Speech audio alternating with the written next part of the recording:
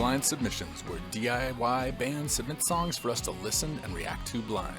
Every week, we'll bring a guest from the underground music, arts, or entertainment scene to help you sort through mountains of new music. We go in blind so you don't have to. Blynd Submyshynz. Welcome to episode 7 of Blynd Submyshynz. Will we ever stop doing that? I don't know. Maybe that. Do you want us to? It's pretty cheesy, but so episode 7, huh? 7. Yeah, it's close to, when we're done with this, 14 hours of recorded content. Jeez. Yeah, it's a lot. And I looked at, I know we're going to talk about a couple of subjects, but I looked at the YouTube analytics. Yeah. Because how are they looking? Analysis. We're crushing YouTube right now. It's like start monetizing this shit. No, it's Markiplier. I know these people because I have kids. Yeah. And then like the Try Guys if you're old, and I think we're like just underneath the Try Guys. Yeah? Yeah. Damn, we are killing it. People really have an interest in underground music. More than I had suspected. Millions, tens of millions. No. Now back to reality. Yeah. Really good, honestly, for the first 6 episodes. Only 5 are out now. One more in the can, and then this one. That's right. I'm happy with. It's like we're talking about the future. Yeah, people are arriving unsolicited. We're growing the audience organically, so there's no buying followers on YouTube or Facebook or Instagram So tell all your friends. Yeah, tell all your friends. This is a word of mouth podcast. It all helps. So JD did the song selections this week. He's driving the bus tonight. Yes. So who are we talking to? So tonight we have Andrea or Dre Genevieve, who is in a band called Psychic Hit. They're from Oakland, and they just signed to DHU Records last year.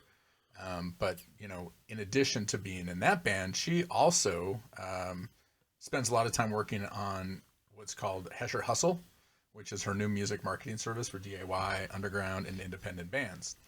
So this kind of goes back to a little bit more about what we were talking about last week with just all of the different people that touch music and touch the scene and are a part of the scene. And this is another one. Like, she's in a band, but she's also running a marketing company that is very specific to this DIY underground scene. Yeah, and it's important because we have people in the scene that obviously aren't making enough money to live. Yeah. So they have other jobs, and in some cases those jobs give them knowledge and skills that are helpful in their current job. I don't know that that's her case, but I know it is for other people.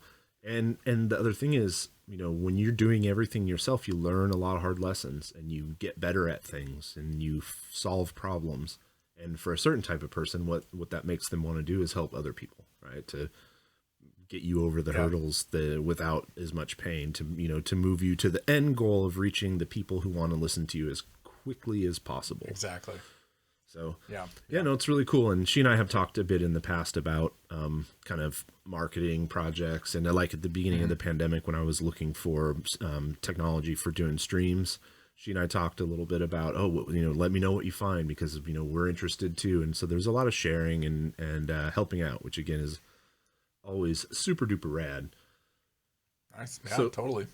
So Psychic Hit kind of appeared out of nowhere to me.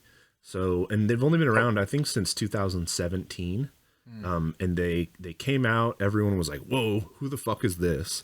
And they got, good support slots on big shows, opening it up for bands at the Chapel and other, larger venues, not necessarily starting off right away in the, at the Caravan or, yeah, exactly. Or, whatever dive bar is most relevant in Oakland or San Francisco. Golden Bowl. Yeah. Formerly the Golden Bowl. Is it back? It was still there, and they were still booking metal. They were booking metal shows again, so that was a short-lived experiment. But anyways, everybody lost their shit when that happened. The point is, they kind of came out and were like, and everyone who was here was like, "Whoa, that was fuck, man! I wasn't expecting that." I know this singer, and I don't know the details. Maybe Dre will tell us. The singer did some time in Nick Turner's Hawkwind, so one of the former Hawkwind members. Who has touring around playing Hawkwind songs. And the East Bay is full of experienced musicians who've been in tons and tons of bands, and they're very easy to categorize as kind of like a throwback 70s twin guitar or proto metal band. But I think like the best bands like that operating right now, they don't just sound like the past. They sound like the past and something new, like a Hollis or they kind of blend old and new together really well, which is important to me. Like the bands that are indistinguishable from what I could have listened to in 1974 are vaguely interesting. The bands that take that and innovate on it are bands that I love. Yeah, so. It has to be innovated for me. I can't listen to stuff that's just sounds exactly like it did back then. Although I have often thought, because that's controversial opinions. This can be a new segment where I take heat for my questionable taste. Even though I don't love listening to AC/DC anymore, I acknowledge their contributions to rock. It's fine. I just would prefer to listen to almost any other rock band. I thought it would be funny to make a band and just write songs that copy AC/DC and find a singer that sounds like Bon Scott. And then not be a cover band. And not be a cover band. Yeah. Just write slightly different. Just write slightly different lyrics. Like just change things up a little bit. When we were, we got an opening slot for a really good AC/DC tribute band at the at the Ritz. Yeah. I don't know, like 2 years ago, a year and a half ago. Was that Long Gone Bon? Is that the no, that's a long running one from San Jose. Oh, okay. And I was in the merch room the whole time during their set, and like 4 songs in, I was like, Jesus Christ, how many songs have we heard? Yeah. They all sound the same. What's this one called? And we'd have to listen for a while before we could like nail that. Oh yeah, that's this one. Oh yeah. It was not. Is that Thunderstruck? No, calm down, AC/DC fans. The car trip where I discovered Rush, I also discovered AC/DC, and I spent a lot of time listening to them. I just I don't know. It has a very specific use for me, and it's usually just like 2 or 3 songs, and I'm good. The very first cassette that I bought was Dirty Deeds, and my mom took me to the store to buy it. My mom and my dad took me to Grand Central to buy it. I bought that thing for like $3. He popped it in the car. Then I remember Big Balls coming on, and I'm sitting there. I'm like 8 years old with both my parents in the car, and I just went white, and I was like, they can't be doing this to me. No, God. Yeah, that would have been awkward. Yeah. I can imagine. Yeah, we were on a family trip we were in St. Louis visiting old neighbors that had moved back to the Midwest. And my brother had, I think, the Dirty Deeds tape on the trip. And we went swimming in the river. And then he got out, and like I saw him patting his shorts, and his cassette was in his pocket the whole time he was swimming. Oh no! I don't think the tape might have worked. Never worked the same again. But the case and all the liner stuff was destroyed. Awesome. All right. Should we bring Dre in? I think we should bring Dre in. Let's do this thing. Indeed.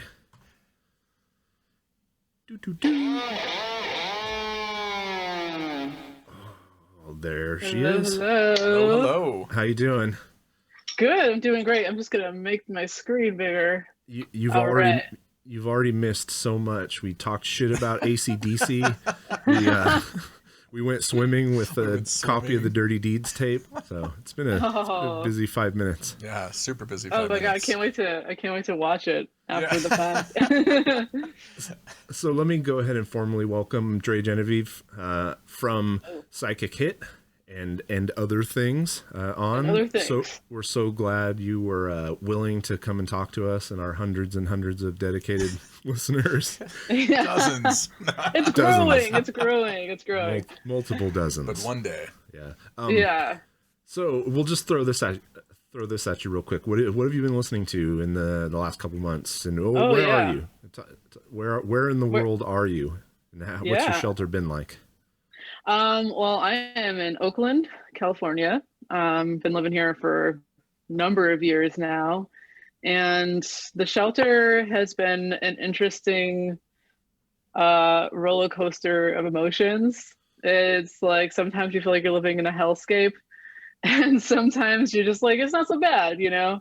Yeah, so, you see inspirational things like protests in Oakland, or you see insane things like people blocking freeways and violence, and I mean you're in the thick of it. You're in the thick of it. Yeah. But day to day here is very mellow, at least like, where I live. And, it's one of those things. It's like, not to get too far into socio-political stuff for tonight, but it's not like, the point of the show. No. yeah. It's like there is a transformation that definitely is happening, has been needing to happen for time. So I'm happy to be in Oakland, and yeah, it's been a challenging time, shelter in place, but it's also been really great. Writing, songwriting, my band, actually, we've been getting together and practicing on a pretty regular basis. And I started a new business. And yes.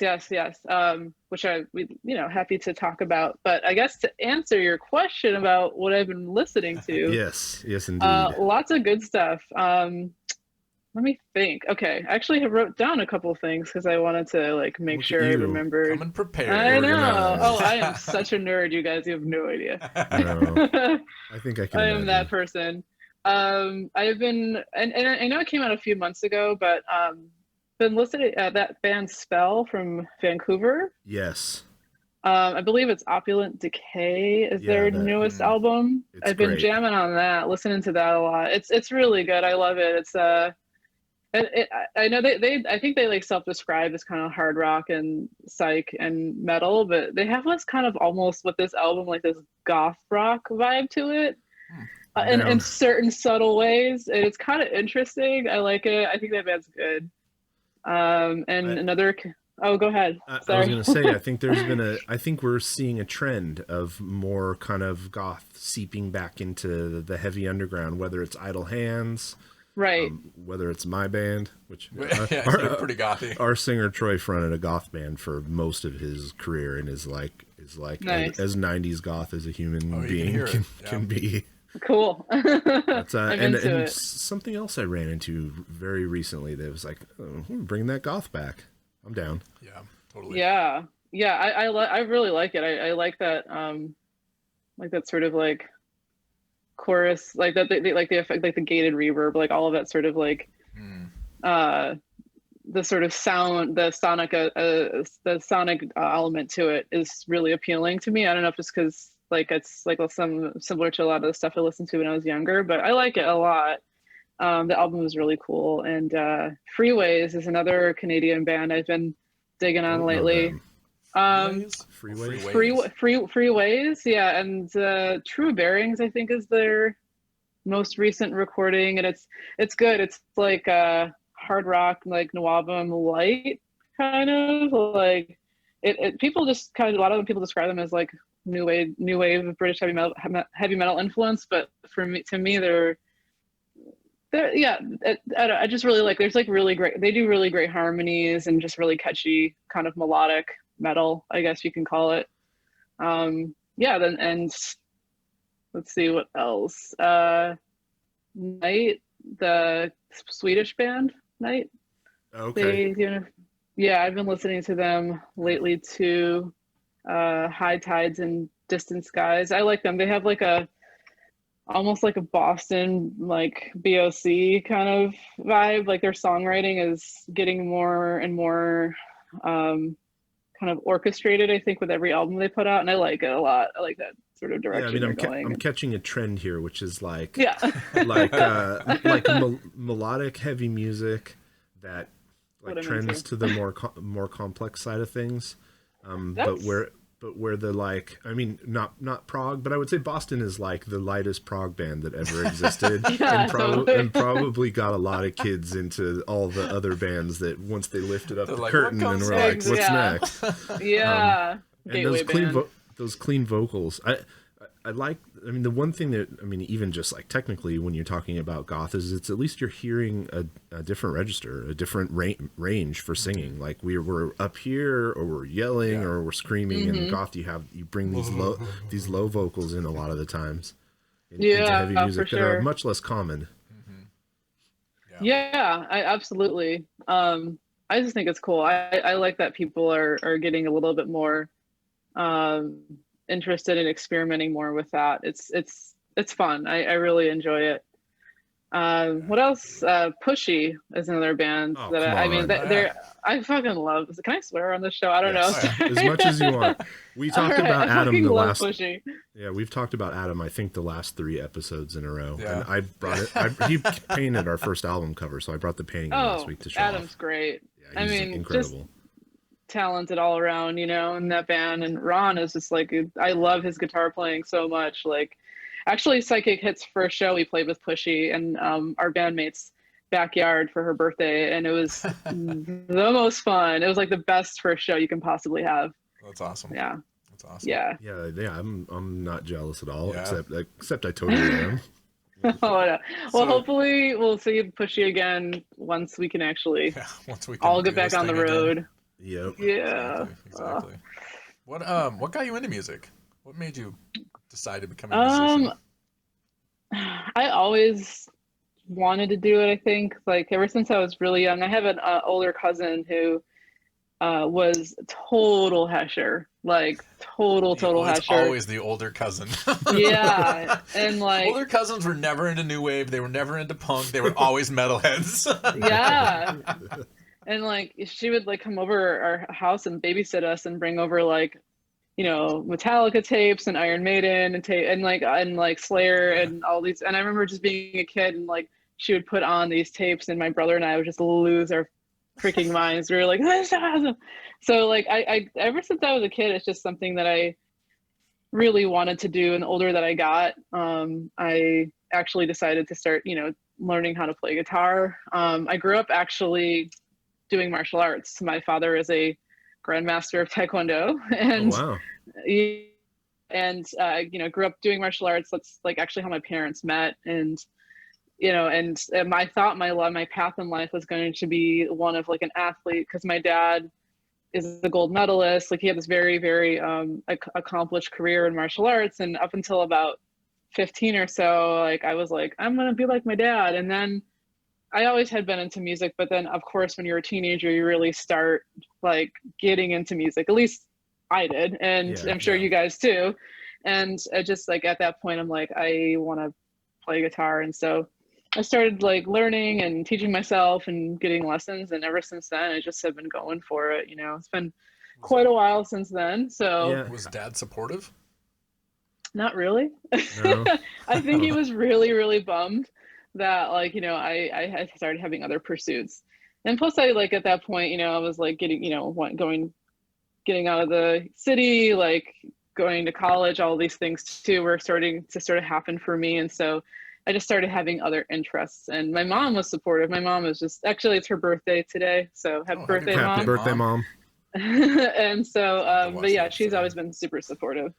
But Yeah, yeah, so That's rad. I wish I was into martial arts. Yeah. I always thought it was the coolest thing ever, but I was like sick, uncoordinated kid. Didn't Like you take jujitsu for a while? that. I'm talking about when I was a kid. Oh, so oh, no, okay. I You're oh, like, no. no, I did that as an adult. I took karate at the community center, and it was Nice. exactly as awful as all of that would imply. It was and community center. I just felt Yeah. so uncoordinated. I wrestled in high school, and so from there I got interested in grappling and have wrestled and done judo and jujitsu. nice. But that's a different kind of coordination. I feel like that comes to me a little more naturally than like the Kicking and yeah. Yeah. And man. And the It's more type about of body weight, and like in there, it's all about balance. Like, Yeah. you know, you get into the yeah, and the type of taekwondo that I was taught was a really style. Like, my dad actually learned from the founder himself, which is Wow. like a whole wild story. Yeah, he was moved from Korea to Canada, and that's a long story. I'm sure we don't have time for it today, but basically my dad started training with him, and so it was just very like, you know, sort of like you look at the family tree of it. And so traditional taekwondo is even way more intense than like the sports style that you see on TV. And so it's a very interesting way of growing up, very rigid. And so I think that's another reason too why I got into rock and roll, because I was like, I want to fucking party and have a great Yeah. time. Rebel. and now Yeah. there's a balance in my life where it's like I want to be like conscious and have good self-care routines, but also like still love making music. And Yeah. you know, So yeah. did you grow up in Canada? I grew up there for a couple of years. My first few years of being alive, we were there, and then we were moved born in back to the Canada? state. I was born in the U.S. actually, and then Oh. we moved to Canada, and then we moved back eventually. I was So, about to say back and lucky, forth. lucky you if you can get citizenship at this point. Oh my God. Again, that's I another wish. topic. I know. I really wish. For the Trust for me. the Every list- day I'm like, oh, why do you stay in know. Canada? Yeah, for the listeners to mark the time, the final debate is in Happening fact going on right now Oh, as we God. speak. But you won't hear this for about 2 weeks. Yeah, you won't hear it for a couple weeks, but yeah, boy, I can't wait to go back and read the summary of this shit show. I've been intentionally like avoiding politics for a couple of weeks because I was watching and paying attention every day, and then I just started feeling like physically ill. So I was like, you know what? I've been there. I'm just gonna take a step back. And so I was like, oh, there's a debate today. Oh my God! Like I don't even want to know. Yeah. Don't even want to know what this is about. Exactly. Yeah. Awesome. So should we listen to some music? I think it's time Let's to listen to some music. tunes. All right. Let's do this. All right. So Yeah. tell me what's first. and So I'll- we have a band called NMTA. okay. NMTA. And NMTA. And the song is called Animus. We know nothing. I know nothing about this. It looks like they're from Sacramento, but as soon as Jeff gets it pulled up, then we can start before. So but- no, so before Oakland and after Canada, where did you kind of grow up? What do you think of as the place you grew up? yeah, I thought I saw somewhere West- that you were from Buffalo. I am. Yeah, I grew up in good old Buffalo, New York. Fun little city. People have there's a lot of stereotypes about Buffalo, most of which are true. One, that it's really cold. Yeah. But it's a great place. There's the people there are just so sweet. Anytime I go back home, I'm like, it's like, oh my God, like how people are so kind. Yeah. All One of right, my what's very this first about? bosses at work was from Buffalo. She Oh, absolutely awesome. Loved it there. Yeah, I love it. I and really also do one of like it. Yeah, one of my favorite bands ever is from Buffalo, but they were active back in the 90s, a band called Snapcase. Oh, totally. I know about Snapcase. Yeah, hardcore band. Yeah. Oh, Yeah. Buffalo and Syracuse are like hardcore Oh, central. yeah. Yeah, there was quite a hardcore scene in Buffalo and Syracuse. Yeah, so Yeah. JD's like the punk to hardcore to metal kid, and I'm the like traditional heavy metal to Mr. Bungle to everything else Nice. that came after Mr. Bungle metal kid. And we sort of Nice. met in the middle, like our Met in kids the go to middle. school together. That's so cool. We just started talking one day, and brought up. It was clear, obviously. Look at us. We didn't look like the rest of the parents at the Well, playground. you were wearing a Right, Mastodon you're like, shirt. you're I was- like, look I at was each wearing other a like Bad that. Brain shirt, and we were like, that guy, huh? Yeah, I guess we should probably be we friends. should hang out. I love when that happens. That's awesome. And then we started talking about music and like obscure shit, and he's like, "Yeah, I love them," and I'm like, "Oh, I love that band too." It's like, man, I did not expect to meet someone at this school know. who knew what any of this stuff The was. power of a That's so t-shirt. cool. The power of a t-shirt. The power of the T-shirt. It is a thing. Oh my It was God, so actually many really funny. friends. Sorry, I interrupted you. No. I was gonna just say, like, it's so many friends over the years I've gained just because I was like, you know about that band? Yeah. Just so yeah. You can learn it's so much definitely- about a person from their t-shirt. Yeah, It was Exactly. funny. I was running, so at my job, I run our company-wide meetings, and I'm the host, so I'm on video the whole time, and well, not the whole time, but doing the MC job. And I was wearing this shirt, and I mean, Yob is big in the underground, but like, Yob is Right. definitely not a band that everybody recognizes. And somebody messaged me in the middle of the meeting and was like, yeah, Yob rules. And I was like, I got a little choked up. I was like, oh my God, somebody recognized That's Yob. so good. And then they messaged me afterwards like, have you heard Sub Rosa? And I'm like, oh, have I heard them? No. I'm Yeah. from Salt Lake City. Yeah, Yeah, that's awesome. that was kind of funny. Music. We have music to listen All to. right, so here's the Music. cover. If you're on YouTube, if you're not on YouTube, it's just a close up of a water droplet. And for anybody in the hardcore scene, you would recognize this as it looks almost exactly like oh my God, Old man syndrome. seriously, Old Man Vision of Disorder, VOD. Okay. This is a Vision of Disorder cover. It's from their first album. Just missing the green. Nice. All right, let's do this. So this is Animus.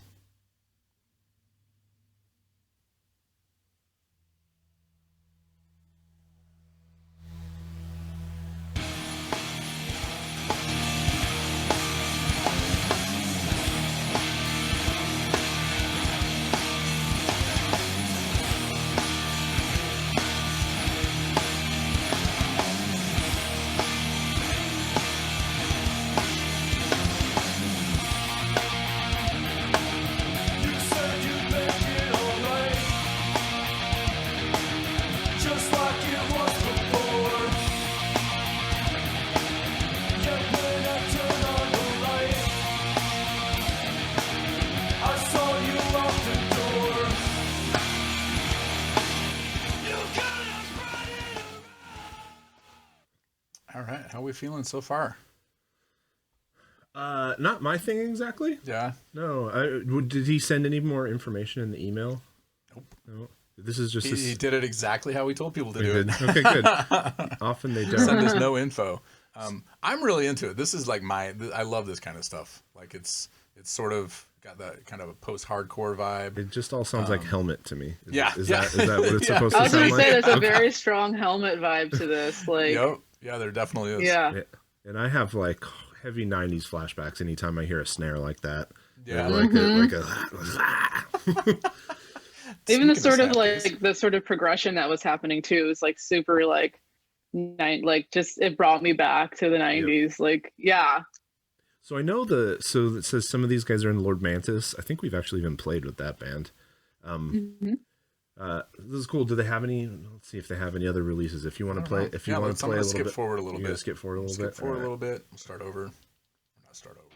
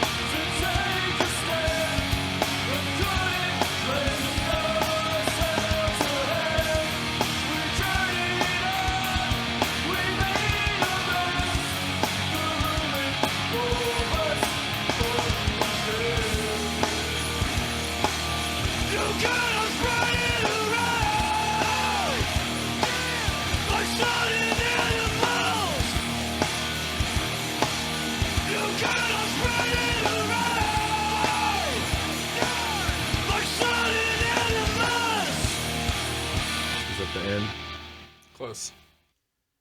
I really like that. I mean, that's something like if I would have heard that, it goes back to the 90s thing. If I would have heard that in the 90s, I would have been fucking stoked. Really? I would have been cranking that in the car. I mean, I really like it now.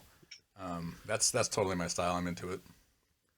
Yeah, there was some cool like overtones going on in the background of the guitar. They were kind of ringing out after the main chords. That like I don't know if they're like keeping some strings open or muting some stuff. There was weird stuff going on that was kind of cool. I mean, I can find things to like about it. It's just not a style that I record you would go out that and I buy. dip into. No, they have cool merch though. Yeah, they do have cool merch. Yeah, I agree. Like I'm not in a place in my life where I'm listening to music like that, but it's pretty spot on in terms of what I think that they're going for. And even just like the aesthetic, like the artwork has they're pretty much, I mean, for me, like I'm looking and they're kind of nailing it in terms of like if I hear music like this, what the artwork that I would kind of like, I would associate with it. Yeah. The only deviation from that is this color stuff. Cause I always expect that shit to That's all true. be black and white. Yeah. And so I kind of like that. Cause it's cool. like, you know, people find ways to modernize. It's easy to redo the things that have been done already again, but in blacklight, that's fucking awesome. Blacklight is sick. I like that. Yeah. Side note: we are in the middle of building a 20-foot long candy chute so that we can give out candy for Halloween. That is COVID will so not stop our fantastic. Halloween. And it's like 3-inch black plum pipe, like outdoor pipe.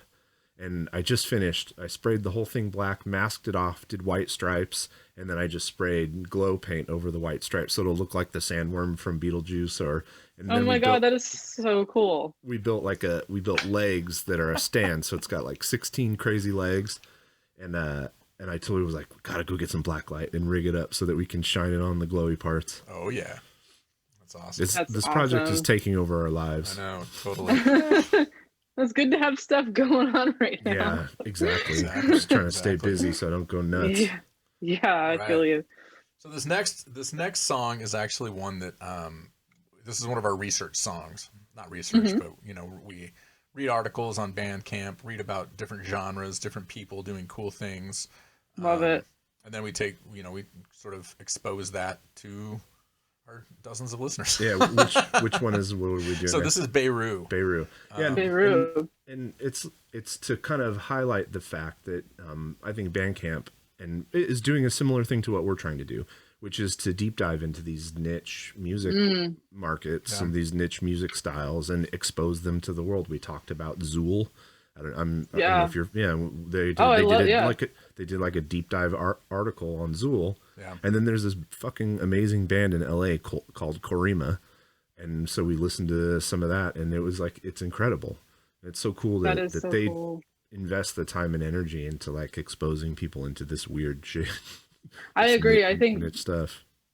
Bandcamp is so brilliant in that way. Like they just go above and beyond, and they have really great writers. I mean, I just like I wonder, like, you know, it seems like some of these people must have backgrounds in like musicology or ethnomusicology, like just their level of understanding of music and being able to write these like gorgeous articles about you know, these scenes and these. It's really, I love Bandcamp so much. Don't even get me started. But anyways, I know exactly. Oh no, please do, because we're fishing to someday to someday have Bandcamp sponsor this whole thing. Oh yes, just I bring am us in-house. 100% supportive of that. Yeah. That's great. Yeah, so we have been intentionally avoiding playing songs off of Spotify or Amazon unless that's the only way to get them. And then there's a couple songs that the bands only have them on Spotify. So yeah, I hear that. You know, you got to try out different things, but exactly. So let's listen to some Bei Ru, and then I'll tell you a little bit about it. Sweet. Okay. Oh, hold on. Wrong song. Wrong song.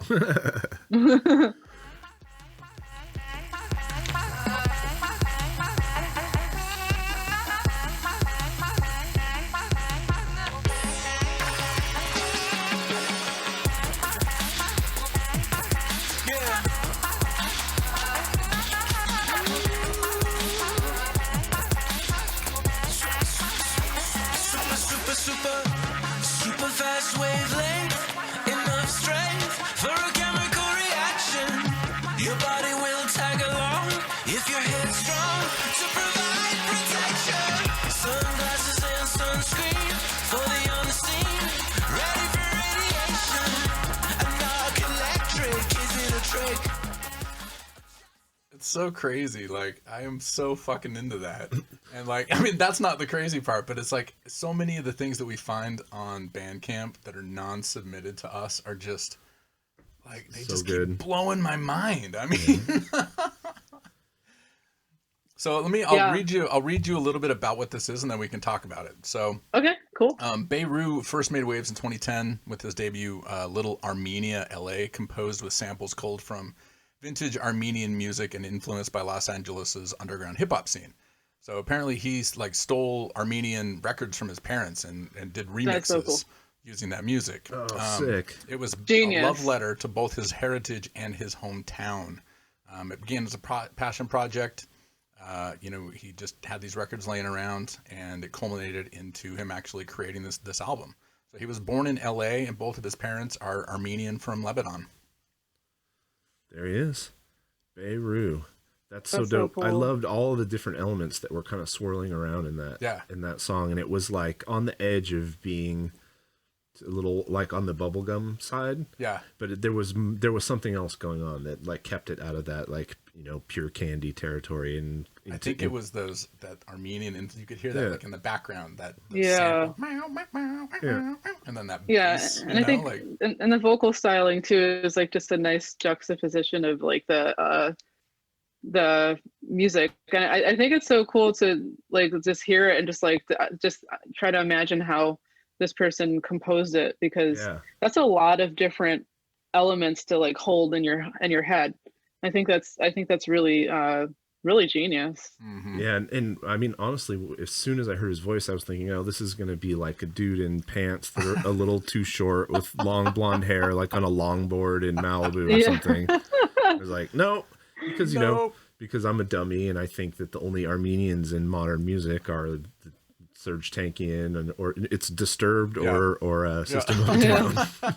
It's really funny because the last time I was in LA before all of this happened, I think it was like February. I have this very memorable. I think it might have been part of the reason this like struck a chord, because I remember this story. This Lyft driver picked me up, and he was from Armenia. I always talk to my Lyft drivers. I love to just like learn about all of these people, and like you hear so many great stories. And he moved here from Armenia, and he just went on and on. He didn't stop talking the entire time I was in his Lyft. and he would just like we went through this list of like basically every invention that was invented by an Armenian, every band that was Armenian that had an Armenian member in it. Yeah. Told me all about some other rap group from LA that was this Armenian, and I mean he was so proud of his heritage, and Aww, that's so rad. Serge Tarkanian or Tankian was, he was also I don't like his music at all, but he's Armenian. Yeah. I was like, do you how far outside of kind of the three bands that you gave us that you've been listening to, do you listen on a regular basis? Do you pull up a jazz album and listen to it, or a pop record or a Yeah, I'm really into like a lot of Central Asian and like Middle Eastern music, especially from the 70s, like the Lebanese. Can we think of his name? I think it's like Elias Rabini, his Lebanese artist.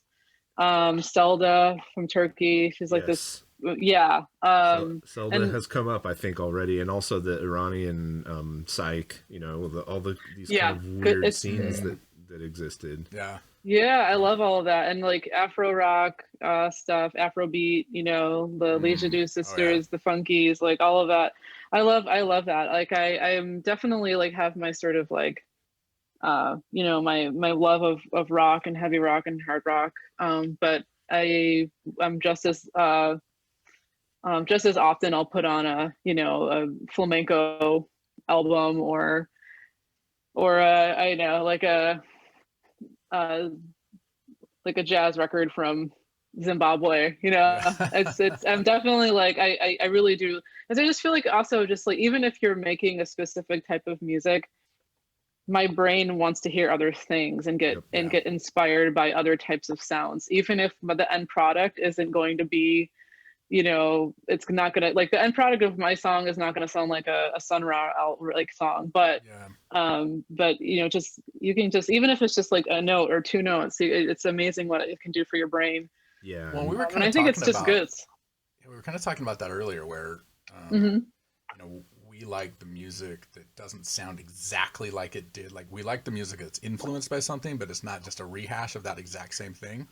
Right. It's like brought into the future, to the new age, and incorporates different elements. And I think you get that by expanding your own, by listening to other things, and then you try to incorporate that into the music you're making, which is influenced, but it's something new. Yeah. I'm not a genre purist. I think if you've been following along so far, you know it. I love to smash things up. I love to destroy things and rebuild them back in new and different ways. So, it's a good way to live. Have you ever spent any time living in LA? Just out of curiosity. No, I haven't. I've lived lots of different places, but not LA. But I've been there many times. It's an interesting place, and I lived in adjacent to the where most of the Armenians in LA live, and I'm not surprised that Cabby did that, and it's because it's a culture that's been through genocide and losing their homeland, so very much they want the world to know, like, we're here, we exist, and we do great things, because it's been a century of oppression and death and sadness. So my favorite, if I'm in LA, I'm at Zonke Chicken, and if you've been to LA or you've ever eaten Zonke, you know what I'm talking about. The garlic sauce. It's an Armenian chicken. I need to go there. It sounds delicious. Yeah, it's like rotisserie chicken. Don't look up the founder. But anyways, that's a different. He's not involved anymore. Yeah. No, they have this crazy garlic sauce that I found out they make with potato, like dried potatoes. It's hard to explain. Interesting. Huh. On the surface, it's just like rotisserie chicken and rice and pita and familiar Middle Eastern food. Yeah. Right. But it's just so good. Oh man, it's actually name checked in a Beck song. That's right. Was it Debbie? I want to get with you and your sister. I think her name is Deborah. He when he's telling her what he's going to do on the date for the night, he's going to take her out to Zonke Chicken. That's rad. It's rad. Let's do a little bit more of this song, and then we'll go on to the next submission. So I want to hear more of this. Yeah, it's cool.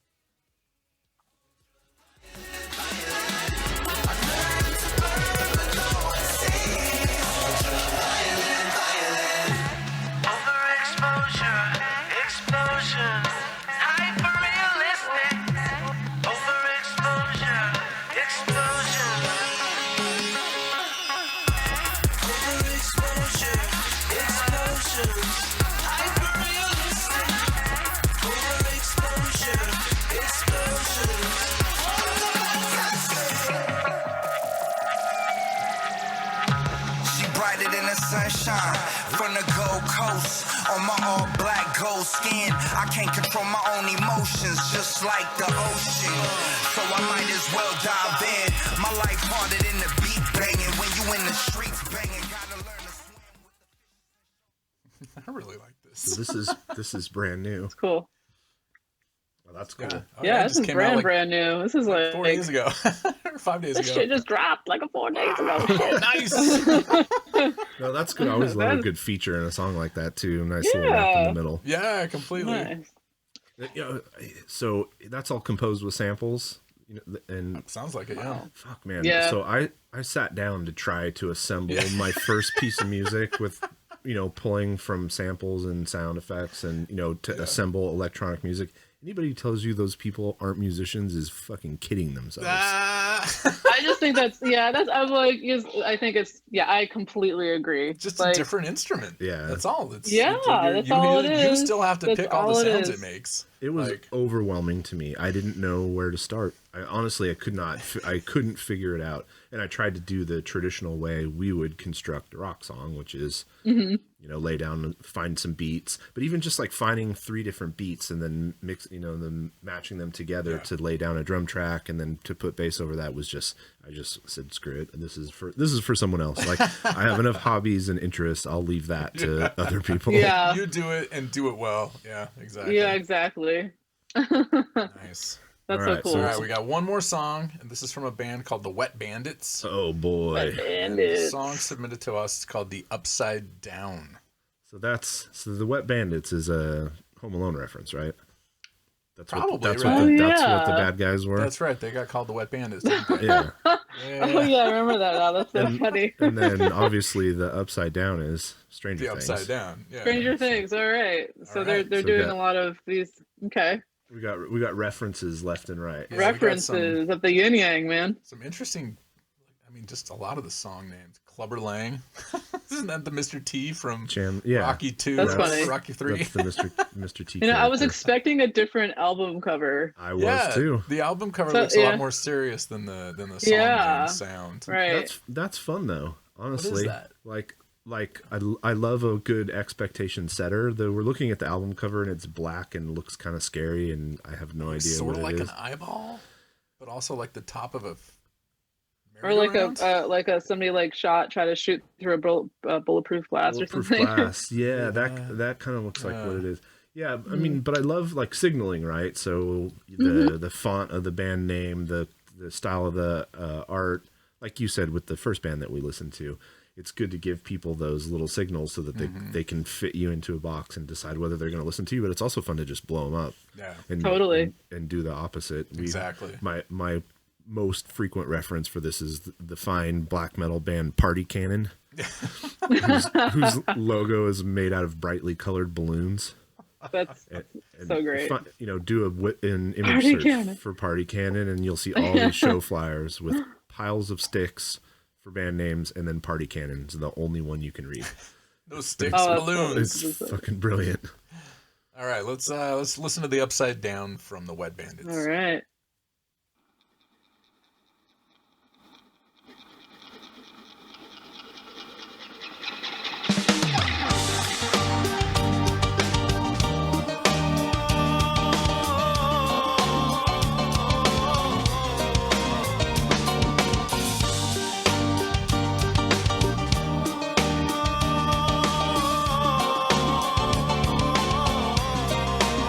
Would you like me to stay? Do you want me to go?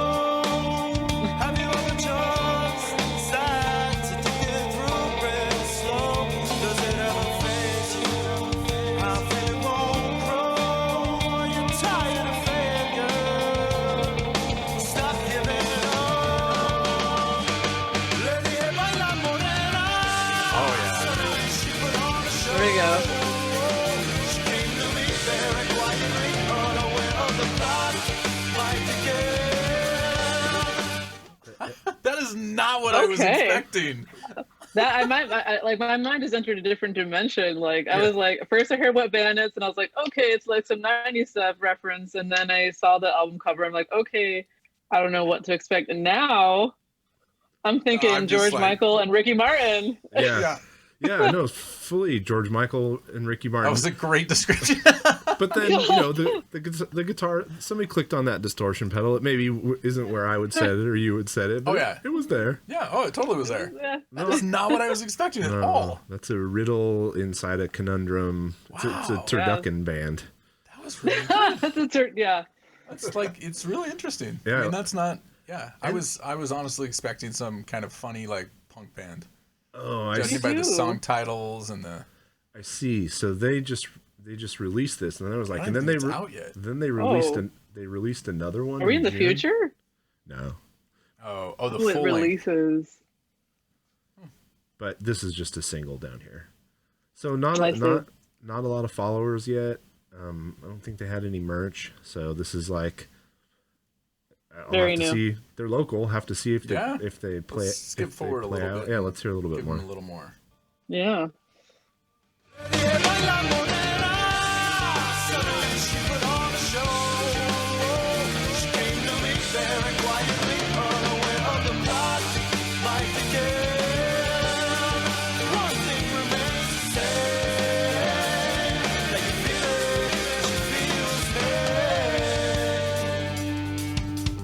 Breakdown.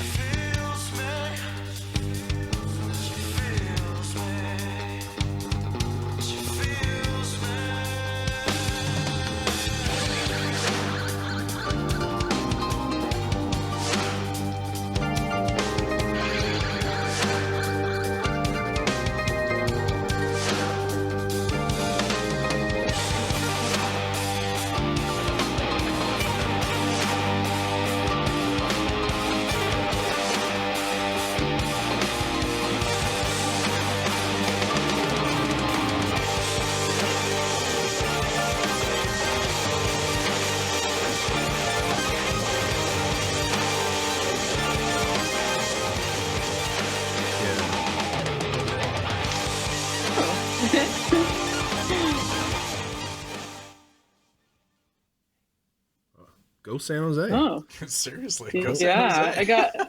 There was like this one thing the bass line did at one point, and I'm like, they're going to some like Portishead garbage territory just for Yeah. like a split second. Like just this teeny little moment. I was like, okay. Okay. Yeah, that went a lot of that went a lot of different places. I like the piano in there. The key, yeah, The keys, yeah. And I also thought they were building towards a guitar solo, It sounded like it. Yeah. and then it was a keyboard solo, Yeah. Yeah. or some kind of just like Like, keyboard, like Yeah. a flourish of some sort. That was cool. Yeah, that was cool. I wonder if they're. I mean, obviously they're not Nobody's playing out, shows. but I wonder if they're playing shows. Let's go. I'm sure we'll have our chance to see them at the Caravan someday, Yes. but they don't want us in there Keep before going with it's your time. bad self, No, Wet Bandits. No. Yeah, I agree. Thank you, Wet Bandits. You surprised the hell out of us.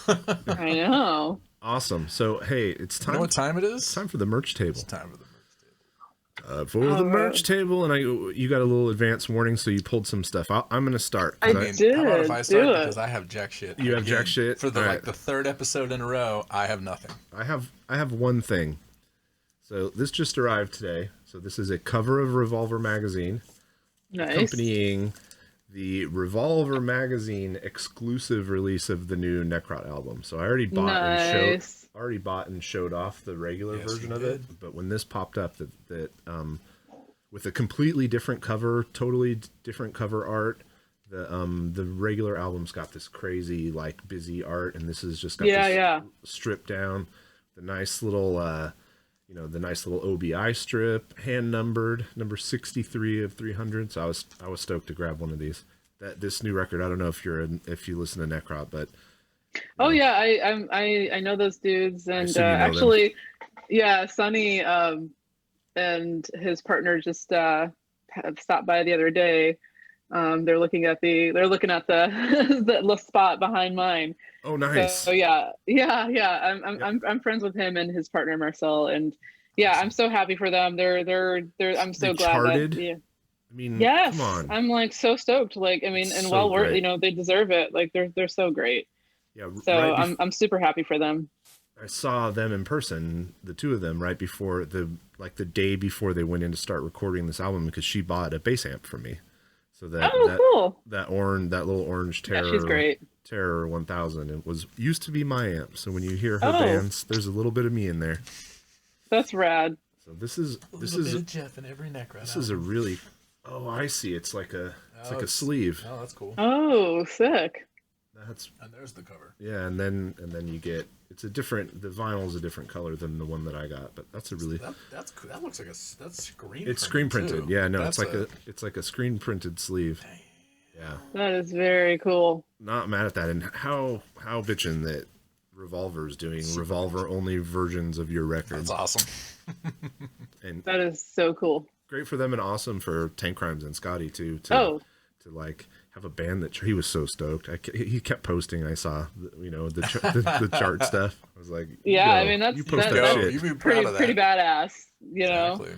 Good. Do you have any? I've Do you have any merch, Dre? I have some of my own merch. Oh, have no shame here. Yeah, exactly. No shame. No. Trust me. I am. If you hear my chair squeaking, I don't know if it's getting picked up. So, No. No. but anyways, my band's record album, which you can see up there, but it's sold. You can't get vinyl right now. This is our demo. Got reissued on vinyl, and it is not available. It's sold out, but we still have a few tapes on our Bandcamp that you can order, and then also on our store, our actual web store that's off of Band. We have a number of T-shirts, and this one happens to be I don't know why, but it happens to be a really popular one. It's the motorcycle. This is actually yeah, and our good friend Caitlin Madison did the artwork for this. Is actually from the demo reissue vinyl front cover. Yes. So that's what I have, and also I'm wearing my friend's band Mondo Drag, wearing their T-shirt, one of their T-shirts today. I'm so glad they announced that they were going to go active again. Not too long before the pandemic. I mean, shitty timing for them, but I'm glad they're doing it. Hopefully it sticks. Yeah. That shirt actually looks kind of familiar, kind of just from a layout standpoint. Yeah, for sure. It's a nice classic design, having the band logo in a circle, in the image in a circle. It's a solid look. So that's available on our Bandcamp and then also a web store. And as we think about the boring, shitty side of thinking about these things, is like, oh, good, it's a square image. So then when I post it on Instagram, I don't have to crop it, and yeah, exactly. it can work as a center label, and it can work as an album cover, and it's like graphic design comes up a shockingly frequent number of times when we're talking to people in underground bands, and how much work it is and how much you have to do. Do you guys have it's a lot. outside help, or do you have someone in the band who can do it? We have myself, and then our drummer as well he's really great at Photoshop graphic design, and I'm getting better and better. I'm been teaching myself. And then for our next album that's coming out, we're actually using a photo, so that kind of makes it easy. But in terms of who created our logo, this really rad lady named Georgia Malone. She used to live in the Bay Area, but now she's in Austin. We hired her. She's a friend of ours, and we hired her to do our official logo a while ago.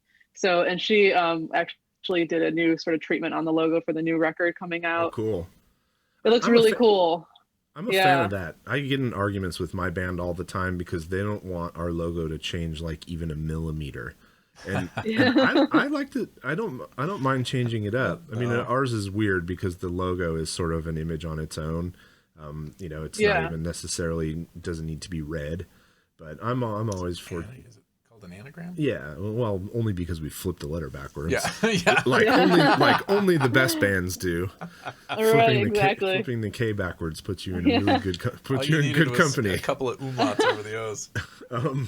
But no, I love it. Mastodon has done completely different typography and logos across a bunch of different records, and I don't think it's hurt them at all. Seems like it's going okay.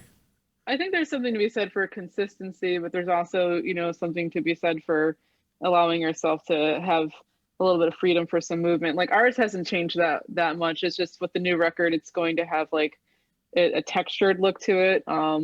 Gotcha. Gold textured, not like the chrome thing that's pretty popular. It's just there's actual kind of it looks like hammered. hammered gold, and Yeah. it looks really cool. Actually, I'll totally send you guys, if you want, I'll send you a link to our new record post show. Oh, sick! I would love to. I'd love to listen to it. Yeah, totally.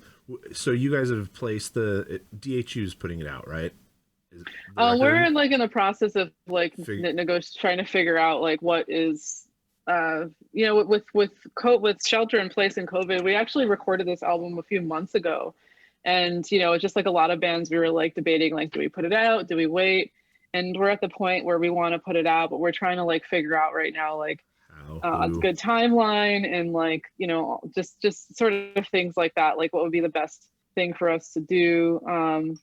But we're excited about it. Like, we're super stoked and looking forward to getting it out. But yeah, it's just like, it's hard to figure out right now. Like, is it, I think it's a good thing to do. Like, we have a solid plan. Essentially, I'm going to be creating a music video for every song on the record. Don't you love being that person? I am totally that person. I'm that person in my band too. I like it. I don't know. I love it. I think it's super fun. It's a fun, I'm just like, okay, we can't play shows for God knows how long. So creating like all this video content is like kind of like where I'm at right now. Yeah. Luckily my band is super down. Everybody's like, hell yeah, let's do it. So far we have 2 videos pretty much done, and gonna start working on a 3rd soon. Have you done any of the like packaging design for the record, like figuring out exactly what the covers is going to look like, and any of the special options for vinyl colors? And not that far. Yeah, we have like the front done. We did a photo shoot a number of months ago with Rob Williamson. I'm not sure if you're familiar with him. He's like based in Oakland, really great photographer. If you're familiar with Glitter Wizard, yes, he did the album artwork. He did the photos for their most recent full length. Yes. Those like photos that look awesome. They look like portraits. It's really cool. He has a really cool style. Yeah, the like burgundy with all the props and shit. I'm like, that is wild. And we got this opportunity to work with him through a friend. And so we had a really fun shoot. So we're like, cool, that's done. Album front cover. And so right now we're like hiring an artist to finish out the back. And then in terms of the insert and all of that, sort of all the goodies, it kind of just depends on, what the label can offer. Yeah. And, but yeah, I want to do like bundles. It'd be really cool to have like, different versions. Bundle. Yeah. The last order I submitted, I figured out all the different finishing options for the front. And if you did kind of a hammered gold look on the logo, this is super inside baseball, but it's fun. I think people are interested in this shit. Oh, of course they are. I didn't say they weren't. I just laughed. You can do different treatments to get like a shiny metallic print just on the logo. Oh, I need to talk to you about this. I'm gonna hit you up. Yeah, it's depending on who's pressing it. Everybody's got access to different capabilities, but if they use Pirates Press, there's really cool stuff you can do. Like, we had partial gloss on the masked part of the cover, so just one thing it catches the light is shiny, and the rest of the cover is matte. But there's also metallic that you can do over the art. There's lots of cool stuff you can do. So as soon as you said hammered gold, I was like, oh, that's got to be gold on the front of the record. It's got to be like a little bit shiny. I know, I would love that. Okay, now that you put that into my head, I'm not going to ever be able to think of anything else. All right, what else? I think you said you had some pedals, maybe? We love JD loves pedal talk. I love pedals. Pedal talk. Yeah, I got this recently. Well, I mean, there's two of us in the band who play guitar, so we got harmonies generally covered. But just for fun, I bought the TC Electronics Quintessence Harmony pedal. It's ridiculous. Yeah. It's so ridiculous. It's so fun. I mean, like because we're starting to get to territory, a new song that it's pretty much done, but I wrote a third harmony. Well, it was there's the original riff, and then a third, and then I added a fifth onto it, and then I was like, how are we ever going to do that live? I was like, well, what if I got a harmony pedal? And so I've been playing around with it at home, and I don't know if it's actually going to work out, but for the solo in this new song, if you have it on the like a harmonize on a fourth, it sounds super sick. So just for fun, for next time we are in the studio, I might bring it just to get weird with it.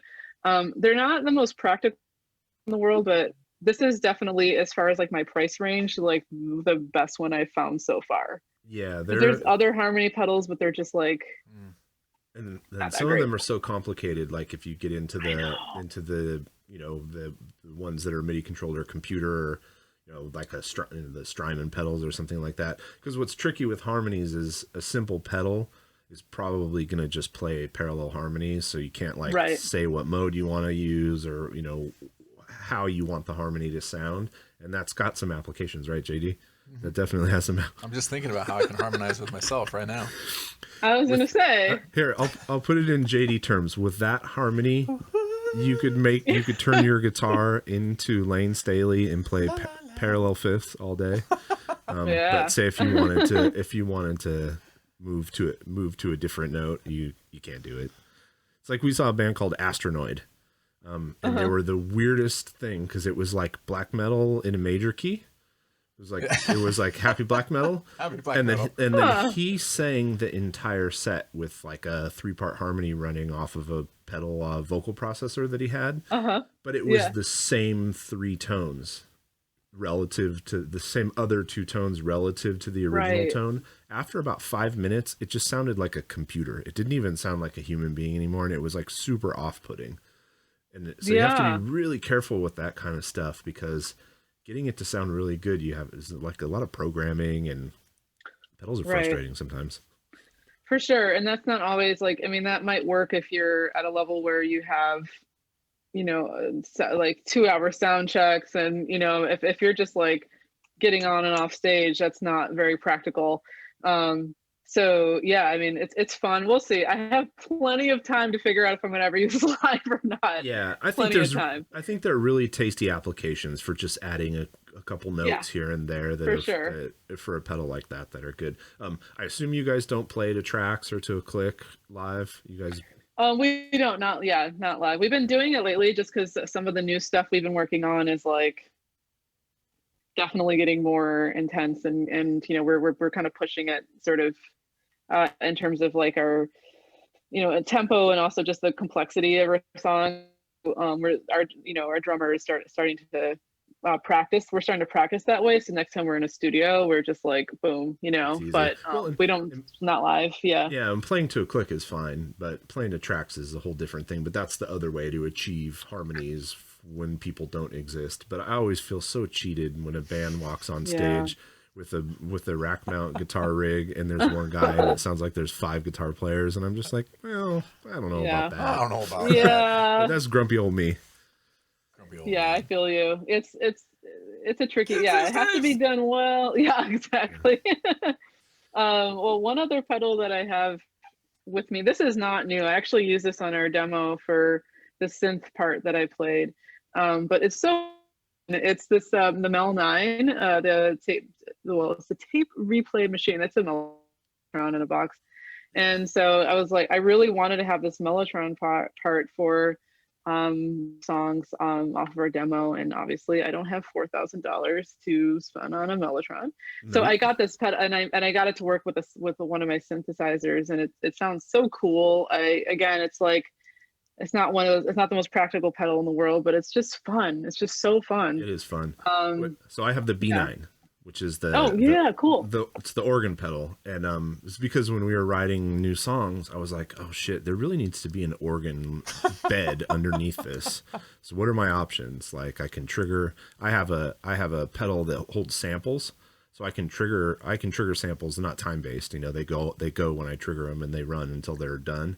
So I could, trigger some organs, or I could make my bass sound like an organ, or I could get an organ, which is rad. And making my bass sound like an organ was the easiest way to do it, and it's so fun, and have fun with that. But if you have like octave pedals, any kind of modulation, any kind of good filters, like whether you like a phaser or a whatever else you like, and you can get these crazy shimmery tones, especially with the octave pedal when you pair it with the organ or the synth or any of those simulation pedals. And since you're a guitar player, you don't have to worry about tracking half the. You can't play any of the low notes on a bass with those pedals because they don't even pick them up. So then you just end up with nothing. Yeah. One day we're gonna have another singer on, and we're gonna talk about not carrying gear, showing up late to load in.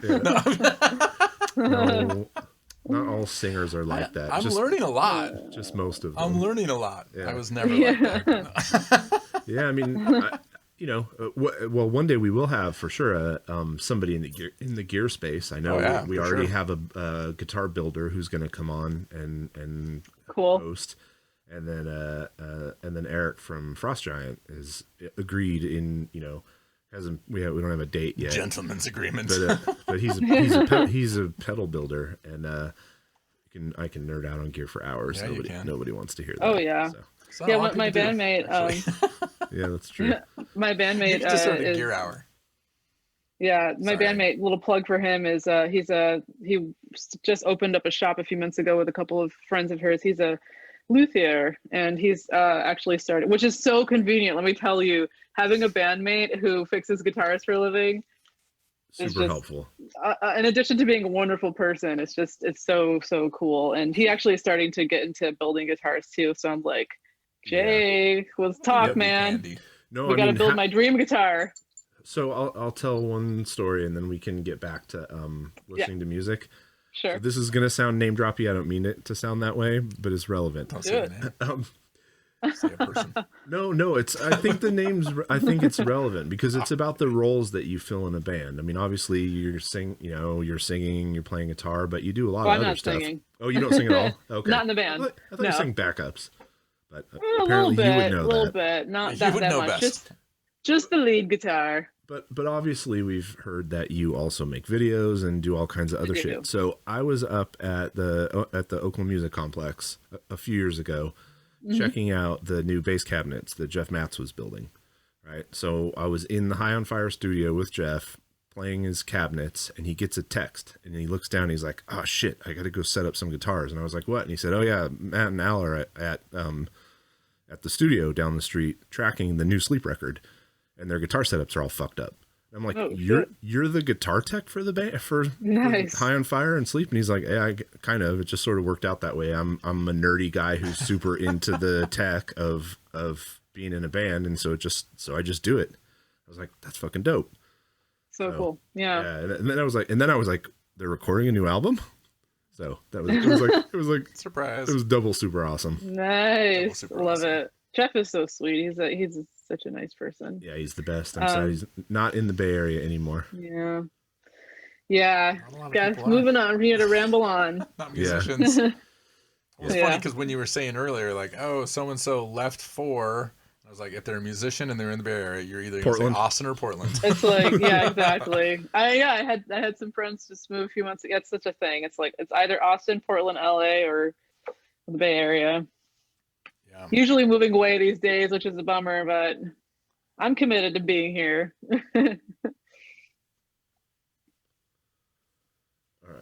All right. Let's go to some more submissions. This is good. Sounds great. Enjoying this conversation. All right, so me too, man. So this is another one that looks quite silly. They're not on Bandcamp, so this is going to be one of the Spotify ones. Okay, well then I'm just going to have to listen. I'm not sharing my screen then. Yeah, so this is a band called Grokabilly. Okay.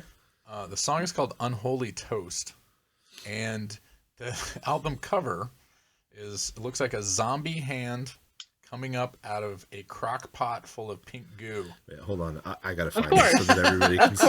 Anyone who's watching it. Okay, you find it. I'm gonna play the song. Wait. Okay. Never mind. I'm gonna keep my comments to myself for now.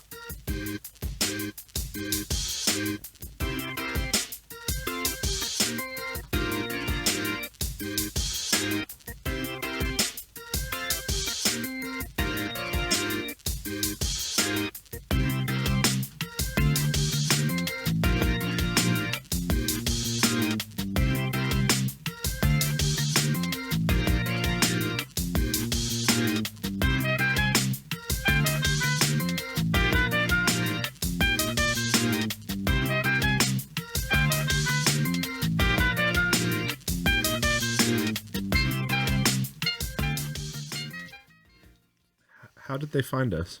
I have no idea. That's the thing that's freaking me out is who are these people? Why are they sending me music? And this is another one that like you look at the cover and I'm like, no, this doesn't match up. But I keep getting surprised this episode. The internet machine doesn't think they even exist. Only Spotify. Only exist on Spotify. Yeah. Wait a They're second. called Is this one of, Grokabilly? Like a crocodile? Grokabilly, maybe? Grokabilly. Grokabilly? I mean, to grok something is to understand. Here, I'm about to share it.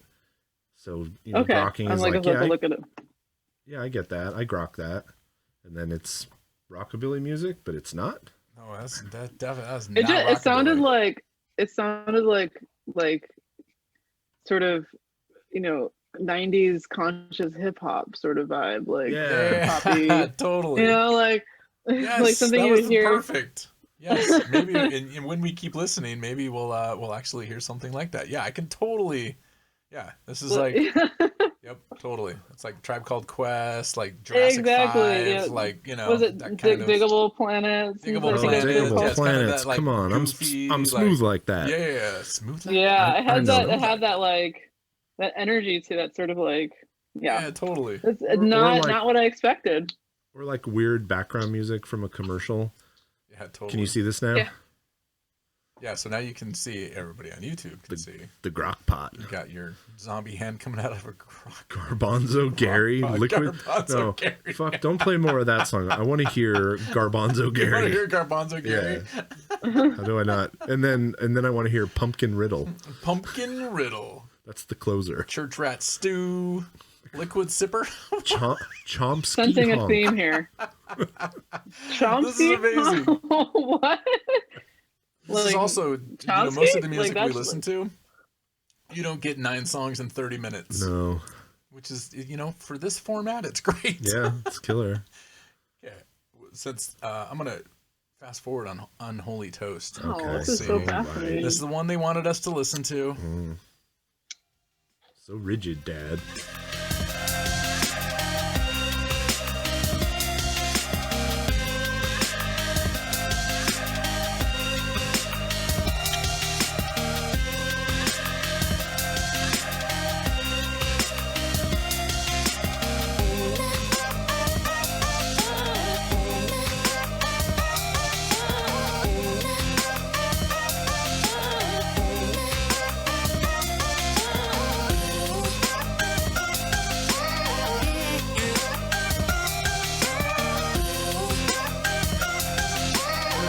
I get it.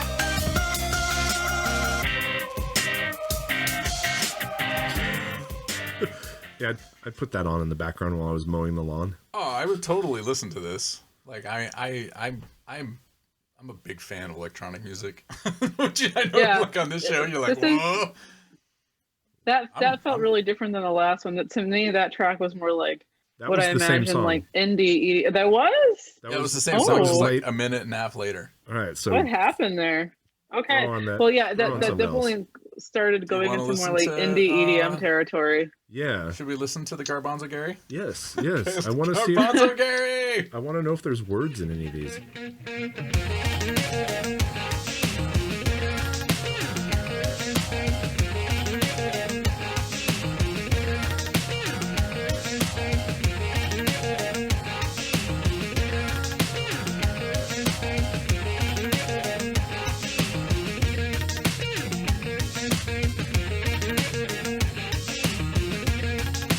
Okay, I have a theory.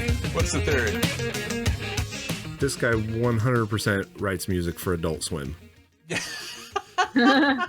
Like for bumpers and commercials and like smaller shows. Like it. Yeah. Yeah. Looks like it too. Yeah. All right. I think this is really cool. Like once again, like I said, I'm surprised. This is not what I was expecting. It's not bad. It's fun. I don't have the tools to dissect it. Yeah. I just go, all right, woo. Yeah. Rockabilly. It's fun. It's like I ain't mad at it, I'm like, okay, cool. Yeah. Like I feel a little bit happier now after listening. Oh, completely. That's just happy music. That's what it's made for. That is made to make you happy. Yeah. Play it in the background. if and when you listen to this episode, email us back and give us share some personal details, Mr. Grokabilly. Yeah, because Oh wait, I they're wanna talking know to me. I'm like, we'll listen to it. Why can we only find you on Spotify? Yeah. You do not exist outside of Spotify. Yeah. I must know more about you. Yes, This exactly. Fascinating. I don't want to go into the gory details, but we listened to a song by an unnamed artist last week called "Fucked by Bigfoot." They didn't email us back yet. And they didn't email us back yet. Oh, wait a second, because that episode hasn't aired yet. Oh shit! Yeah. Oh, I'm really hoping that we hear back from. We need to hear from that that's a person. really great name. Yes. That was the song is an experience. It's an experience. For It is. sure. I'm gonna have to For check sure. that out. I'm gonna write that down right Oh, now. Write down "Fucked by Bigfoot." It doesn't. No. It I doesn't. think it was a demo that they sent us, like actually sent us the Dropbox file. Yeah, it's like exists Wow. as an MP3 in my email. Yes, exactly. Amazing. So this next song is one. It's another Bandcamp song that I found sort of researching. It's not really interesting because it was talking about this family. So it's a guy and his brother, and they're from I believe Zimbabwe, and they are the last remaining players of this one type of instrument called a matipe, Wow. which is Whoa. I guess it's a type of mabira. And you can kind of see in the picture there, it's like they take these metal rods yeah. of different lengths And you and then plink 'em. you pluck them. Yep. So Yeah. like they are the last remaining people in this tribe that are playing this specific type of mabira that are typical Wow. to that region. So I thought that this would just be really cool to check out. And they Yeah, have that's vinyl. really rad. And they have vinyl. And they have on. vinyl, which is amazing. now. That's wonderful. I'm gonna have to buy amazing. this. And it's on Bandcamp. I mean, look at that picture. Oh, come Like, on. that's just so Aw. great. I love That it. is so good. Okay, Let's let's see the line. check it out.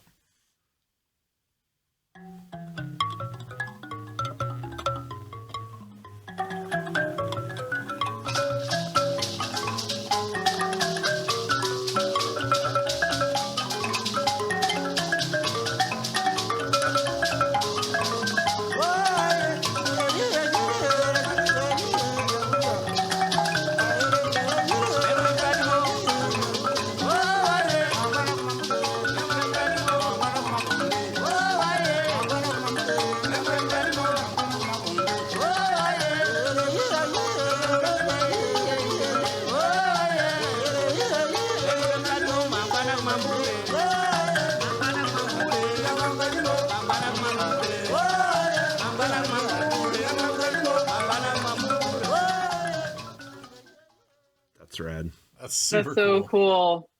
It's crazy That's because it like sounds re- like all they have are those instruments and like those shakers, Mm-hmm. and then their vocals. And voices. It kind of sounds like yodeling.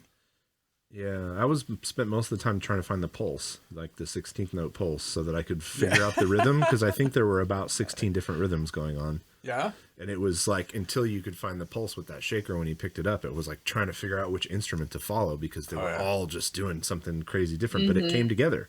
By the time we got near the end, it was cohesive. Completely. It's so great. I love that.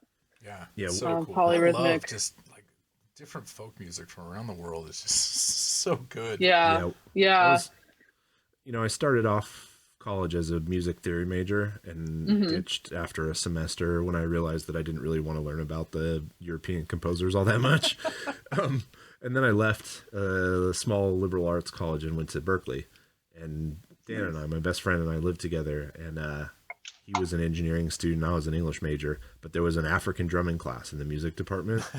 And That would be so fun. and we took it because we just were like, it's just all polyrhythms, and I want to, like, I'm so bad at that, but I'm so interested in it musically. I think polyrhythm is one of the coolest things. And, Oh yeah. when I hear polyrhythm in modern heavy music, I get so excited. It's why, even though I want to hate everything about Tool, I can't, because they incorporate it so beautifully in it, and it's such a great example of what you can do with different types of rhythms in rock music, essentially. So that class Absolutely. And so much was of rad.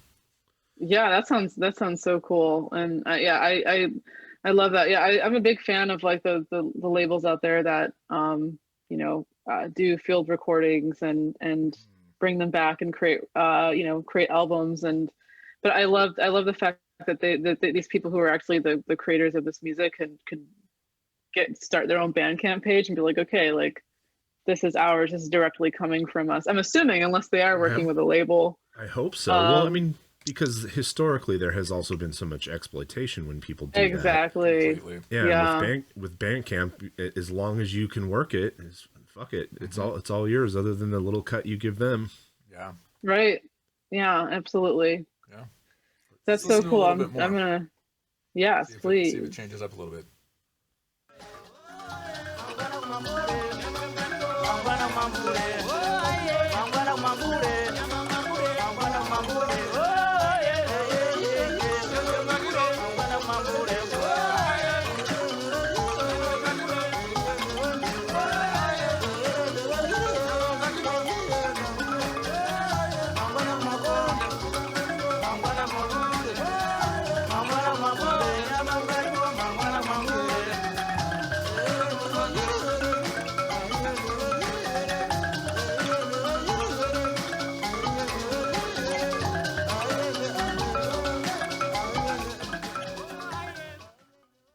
That's really cool. That's so cool.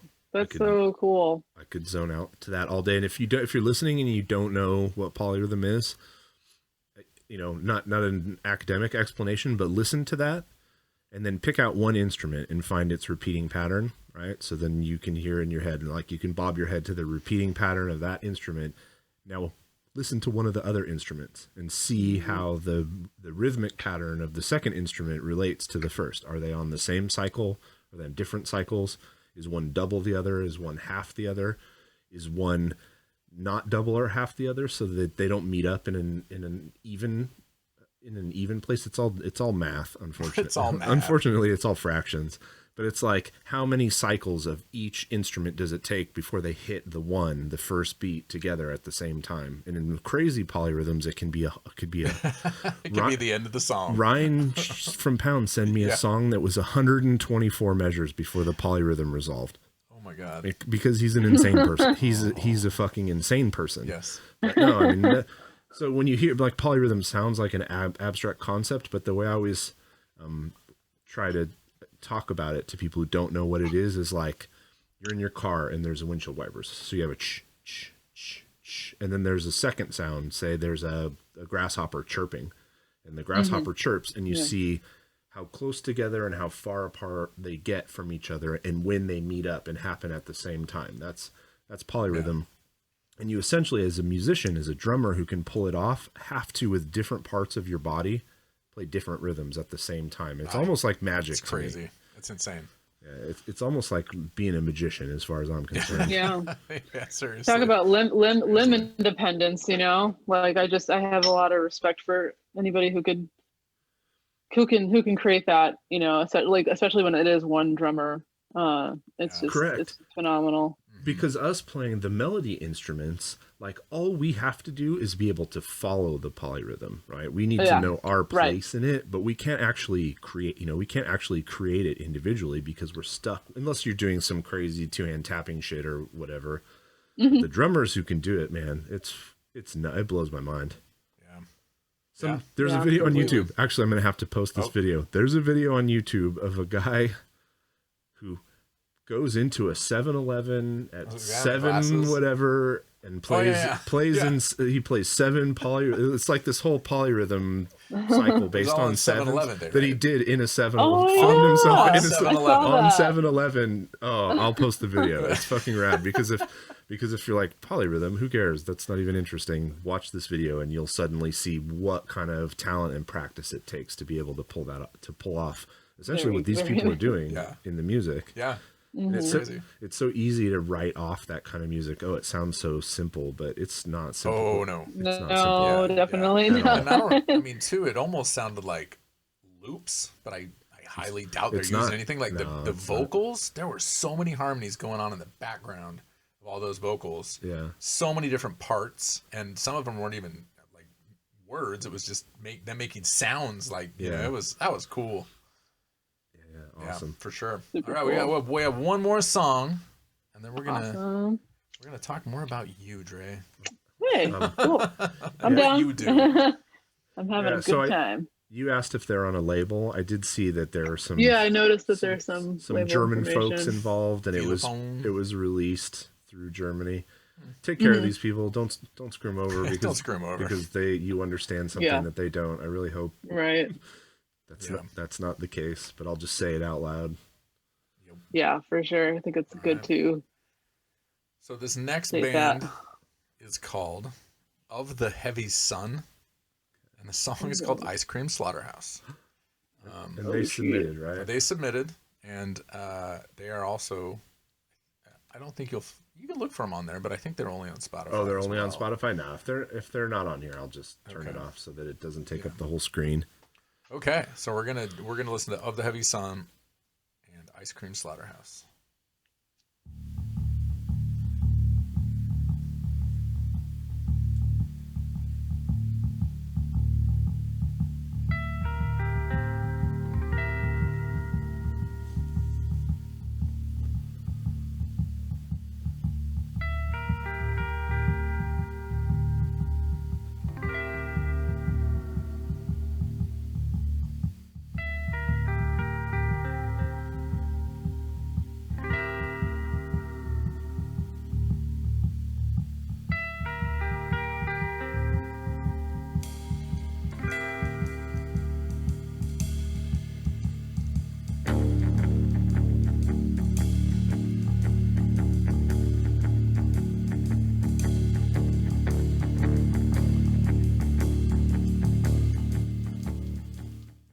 So we usually will stop before a minute, Especially because we've had this conversation before. Yeah, especially when there's a long slow burn like that. Would you still be listening? Yeah, would you still be listening? if you weren't on Me? this? Yeah. Would you continue until something drops, as Susie would say? I think it really depends on the setup, you know, like Why did you press play? Who is it? Do you know them? What is the yeah, album cover? I also just think, like, I guess the actual, you know, if it's an interesting choice of notes and chords, or I mean, that seems like that was pretty much just like a very steady bass, and then trying to think, it was like what sort of a chord, like a diminished chord or something like that person was playing. I'm not quite sure. I was trying to like think of what type of chording it was, but I might want to just get to the. At what point do you usually? What is your sort of determination point of I like this or I do not like this and I'm going to turn it off? Like for me, for example, it's always the vocals. Like I will almost always listen until I hear the vocals, and that's when I decide if I'm going to listen longer or not. Yeah, it's funny. It's like more of like a energetic thing. I mean, I don't know. I just feel like, yeah. I mean, I think vocals that aren't in, you know, that don't really jive with me, it's definitely like a huge turnoff. Like something that I don't like is like if I'm like, this is so great, and then the vocals come in, I'm like, what is happening here? This is not so. Yeah.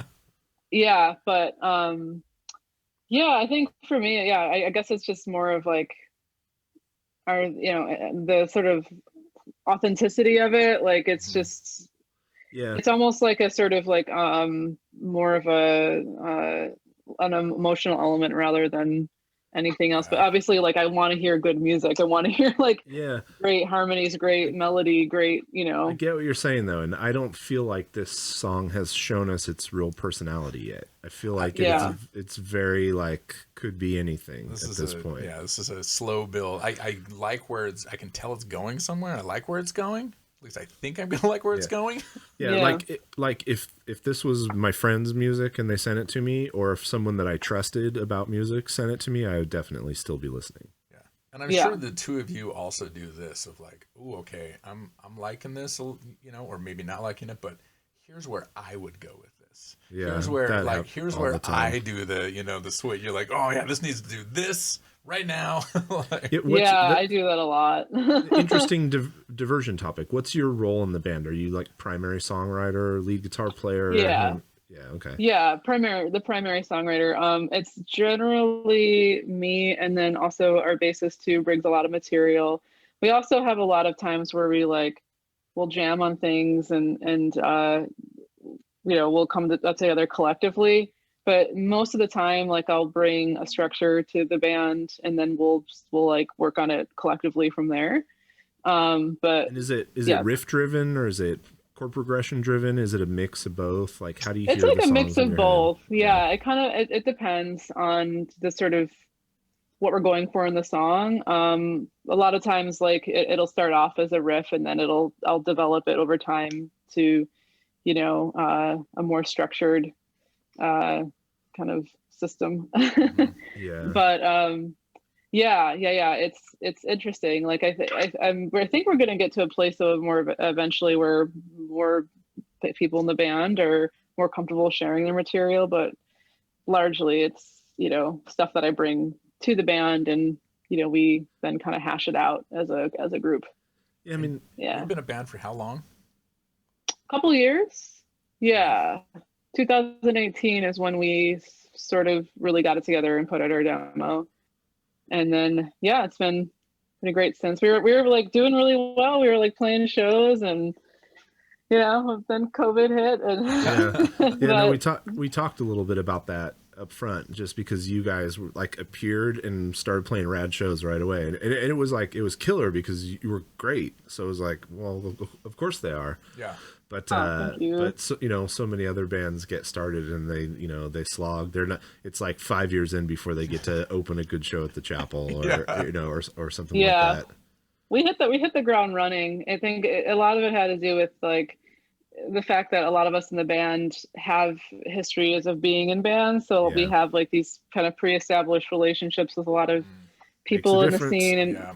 and also just like going out and being really assertive about ourselves and just being like, here we are, like Yeah. boom, you know. I think that was a huge part of it, and it's a good combination of people. Like they're I consider them my family, you know, all of my bandmates, and it feels good. I mean, I've been in lots of bands over the years, but this definitely feels like one that, you know, we're really committed and really driven to Yeah. like what we're doing. So it's awesome.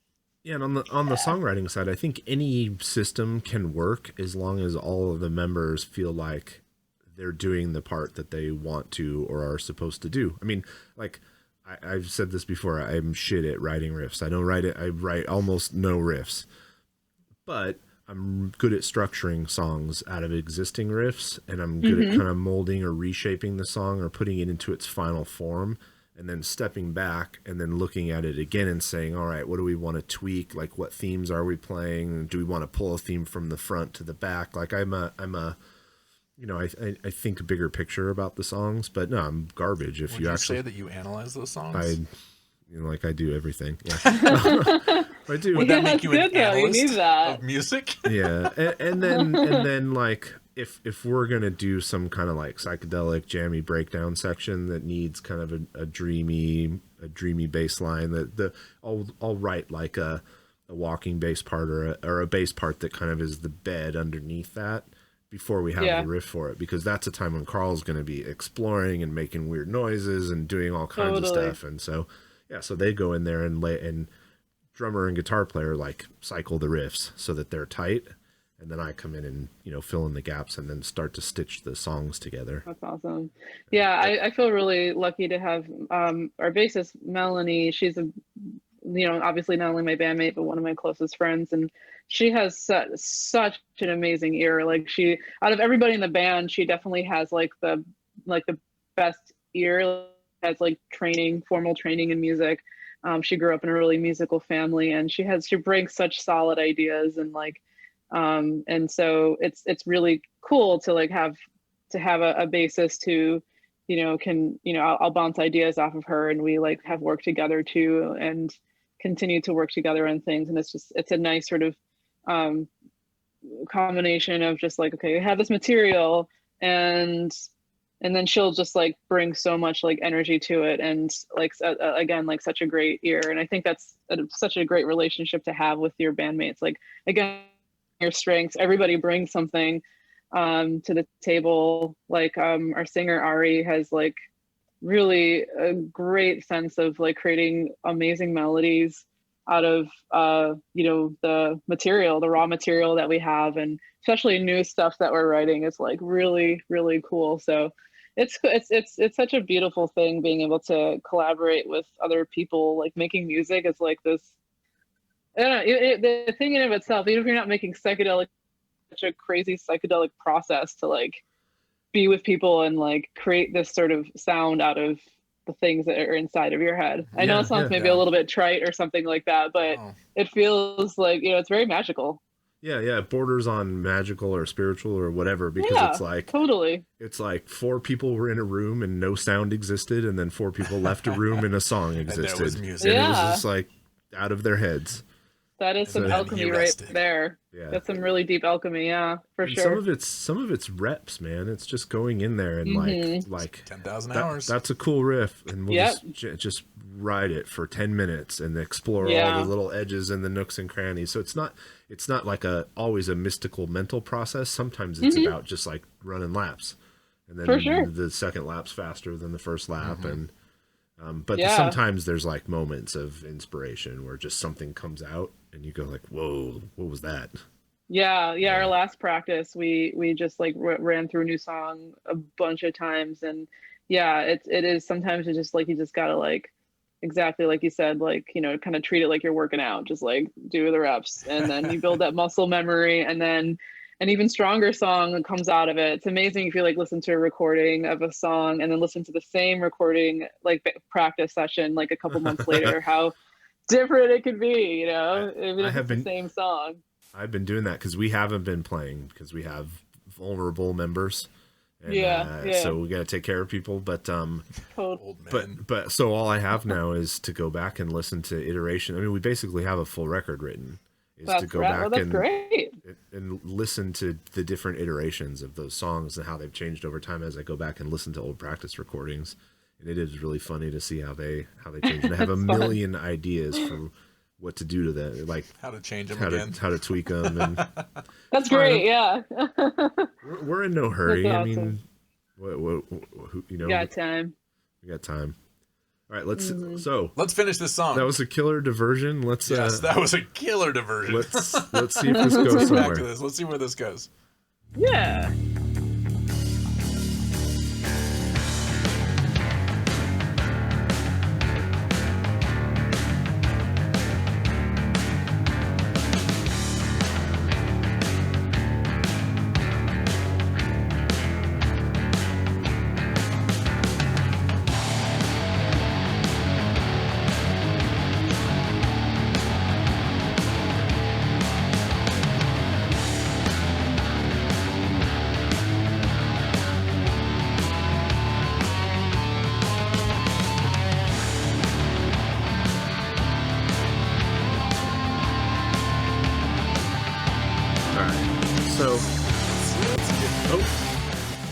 Vocals. We're gonna vocals. I want to hear vocals.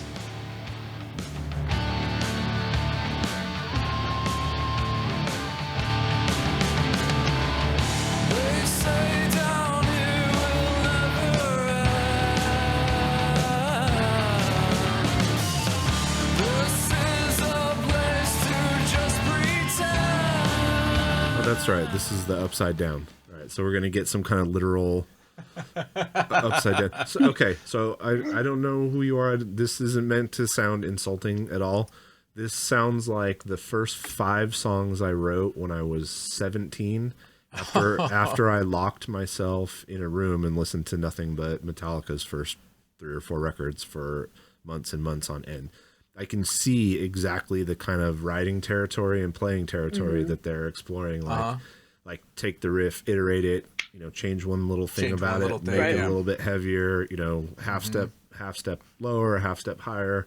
It's a pretty basic kind of writing process and song, but those, basic songs can be really good. But this basic songs. This to me sounds like someone who's like getting their shit together, figuring out how to write music.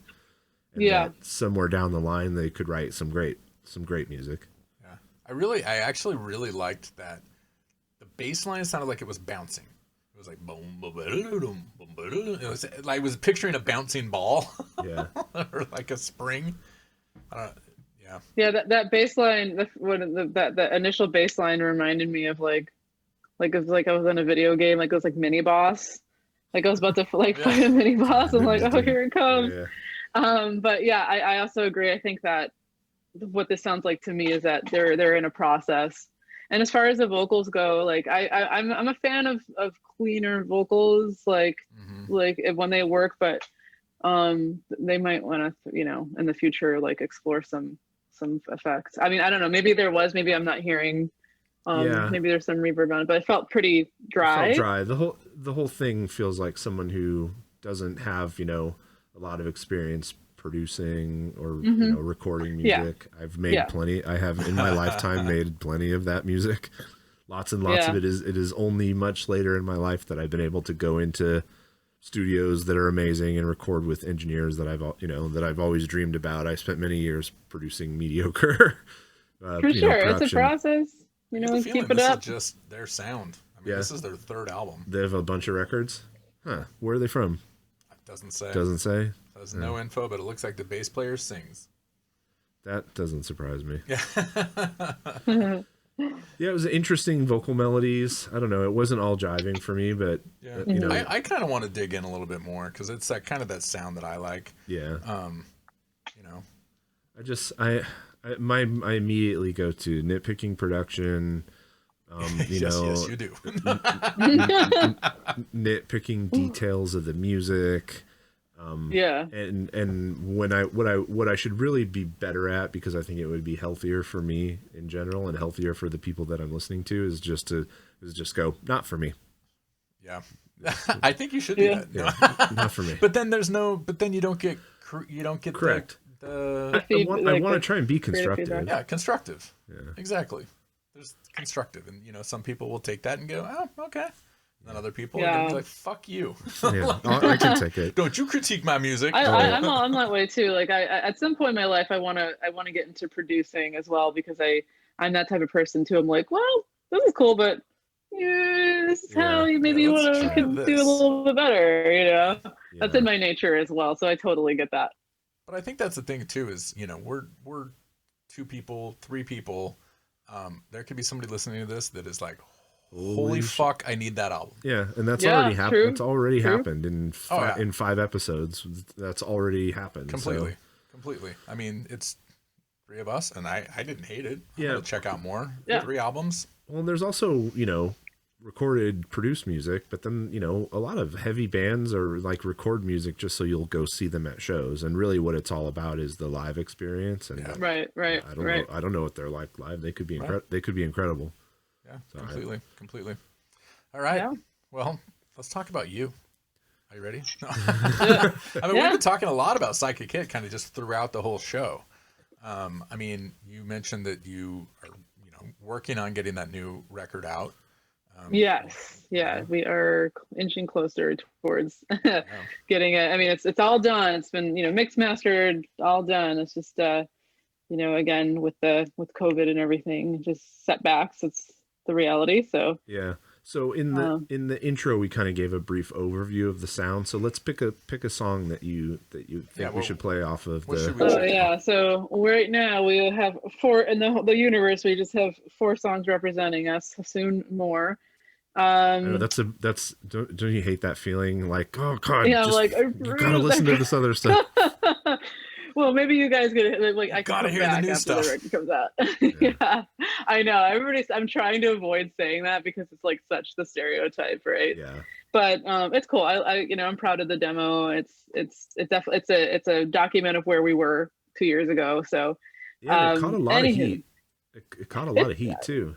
Yeah, I was really pleased, you know, because we did 0 promotion for it. Like I didn't even send it off to get reviewed at blogs or anything. So it's very cool that, you know, it got some eyeballs and ears on it. I guess the whip is probably our popular, like anytime we play a show, that's definitely the song people are like, you know, they want to hear it. That's definitely our very like highly influenced kind of priest, early priest vibe. Whip. Yeah, I like this. I like this first sort of review that somebody wrote that said, if you've ever wondered what Heart would sound like with their main influences were Killers era Maiden and Sad Wings era Priest, well, wonder no longer. That pretty much sums it up. Is that good? Yeah. Yeah, I'm like, get out of my head. All right. Should we check out the whip? Yeah, let's do it. Yes. Let's do it. All right. So we can.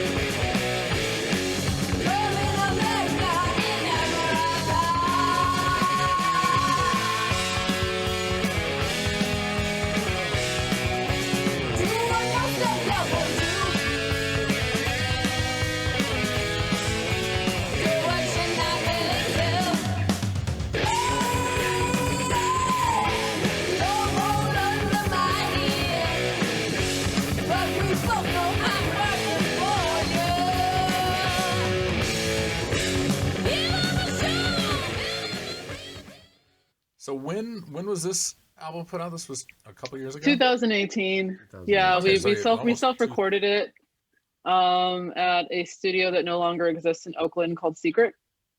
Or not Okay. Secret. Yeah, Secret. Sorry, Studio. there's so many studios that have gone away. No, it's Secret Bathroom. Secret Sorry, Secret I'm like thinking Bathroom? yeah, and no, it's no longer. And yeah, it was we just spent 4 days. This was back when we were a 4-piece. We are now a 5-piece.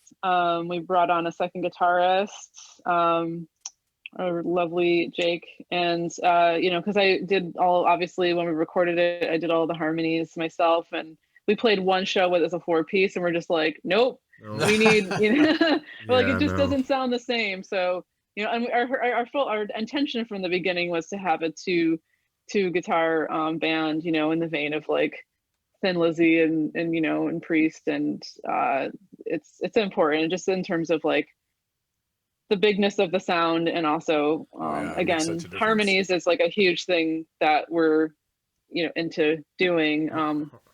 Yeah, harmonies so- and then backing solos. Like this is a thing we struggle with a lot. Not struggle with because I've sort of built a career. I've never played in a band with 2 guitar players because I fill a lot of space. But the bass player's job backing solos when there isn't another guitar present is totally different than if there is, because you have to hold down the space and volume of the rhythm Right. guitar while also filling in. That's why Geddy Lee is my all-time favorite rock bass Oh player. yeah, Because he taught me everything I needed to know about how to fill the background of a guitar solo with just bass. yeah. I mean, it's definitely this is the first band I've been in where I have worked with another guitarist, and it was definitely like a bit of a challenge at first, like just figuring out spatially how do we fit around each other. And it's definitely something that we are, you know, continuing to develop. And it's a lot of fun. It's really cool. It's a really neat challenge, and you know, it is really fun as, you know, as the pretty much the primary, like the lead guitarist in the band. It is really cool to have, just like when I am doing solos, like having feeling it, you know, and then of course like Melanie our bassist could like hold her own, but it is really cool to have like Yeah. that kind of like Yeah, fill your that job- space kind of filled. Yeah, the And then she job can is- go and do other things, you know, she doesn't have to be. Yep. I could tell immediately. I could tell we had a trained musician playing bass when she walked those notes down in the intro. I'm like, oh, there's a bass player who understands chord structure. Like, She's great. She's which so note- talented. Yeah. which notes go where. So random question, since Sad Wings of Destiny Yeah. came up. if somebody was going to put out a full tribute record that was only new bands covering songs on Sad Wings of Destiny, what song would you want to do? Oh my God, dude. Don't even get me started. I have to think about that. Like, that album is probably, I don't know if it's my favorite album Ever? Or just of all Priest? time. It might be.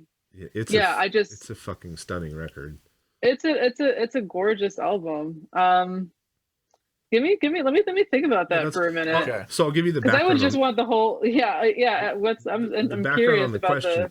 Is, Glory or Death obviously does the tribute records, and we did Thin Lizzy and we did Deep Purple, and we're going to do Priest next. Nice. And originally, like when we were talking about the projects in general, we were talking about kind of the Magnetic Eye, the Redux series model, where they just pick a single album and not. That's really cool.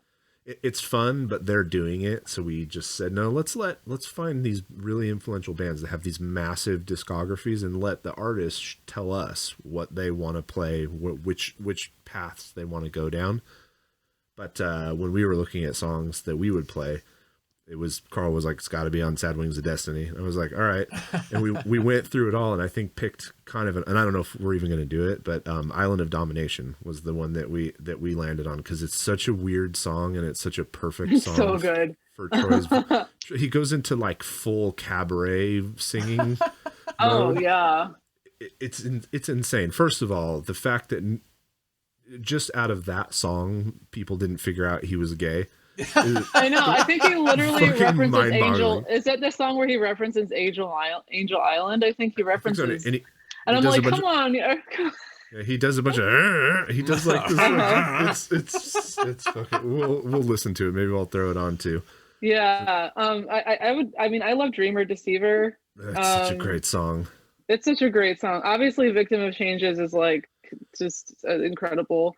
That would be really hard to pick. There's so many. Every song in that record, it's like all killer, no filler, in my opinion. Yeah. Like, it's a very special record. Wait, it really came out in 2000? No, that's when it was uploaded. That's I'm like, that's Spotify. Yeah, It's- like 1970s. Yeah. So look at all the sweet merch. Eventually, are they repressing the vinyl of the demo?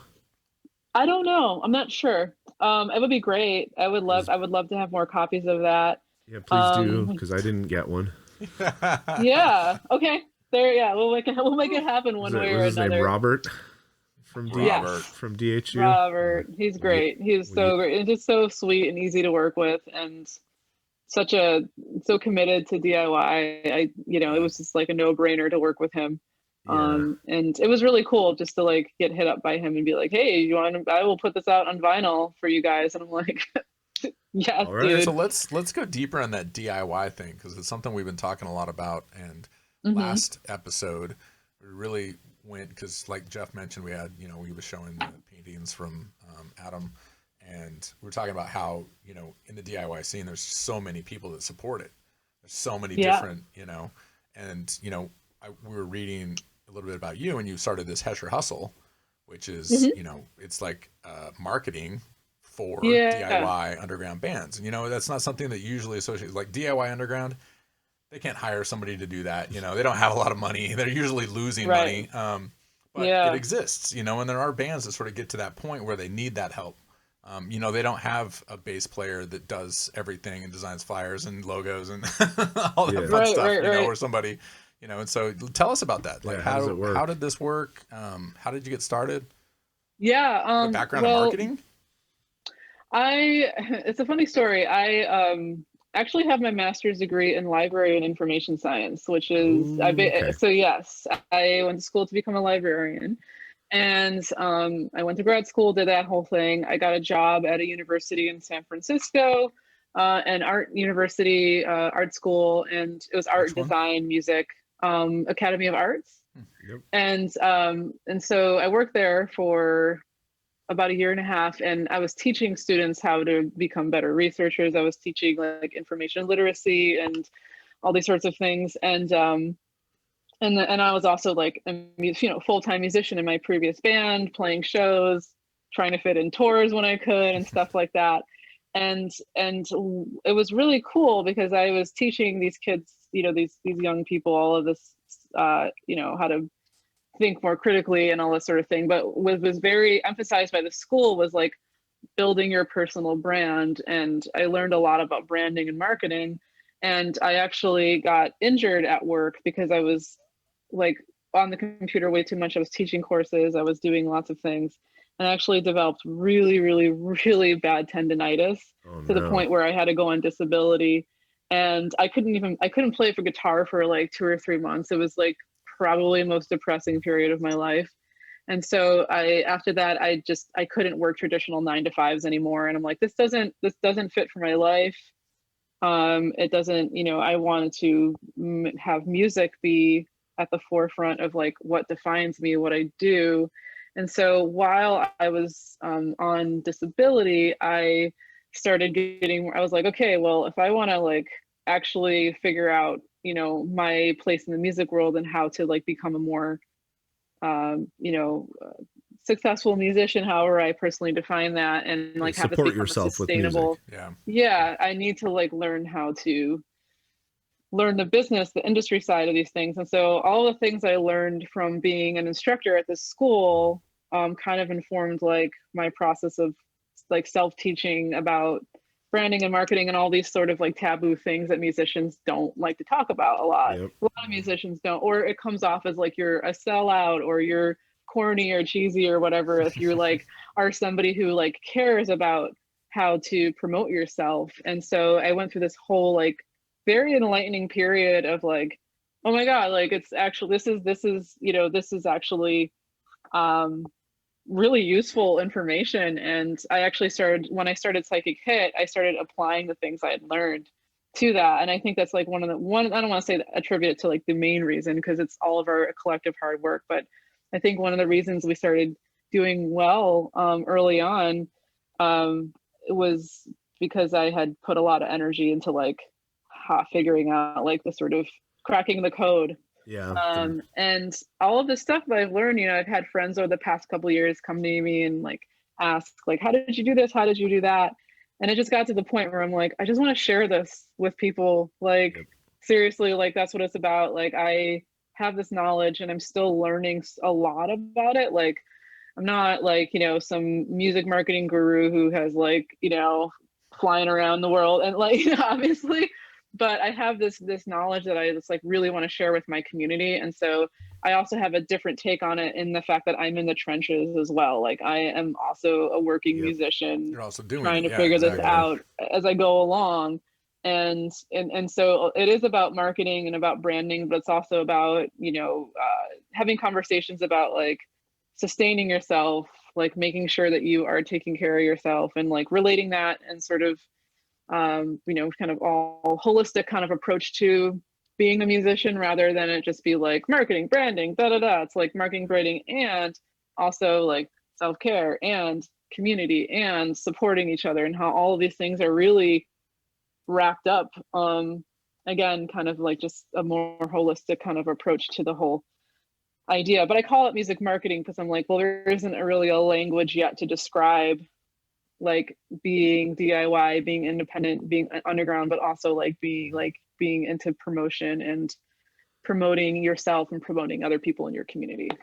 Yeah, I mean, the genesis of this podcast was that there's too much good music for me to consume in a day. So how do I figure out what to listen to, and how do other people decide when to press play and when to press stop? And there are probably 200 psychic hits that we don't know about that are very similar to you. So it's like, yeah, write good music and, you know, eventually maybe you'll come out. But there's been a revolution in this industry.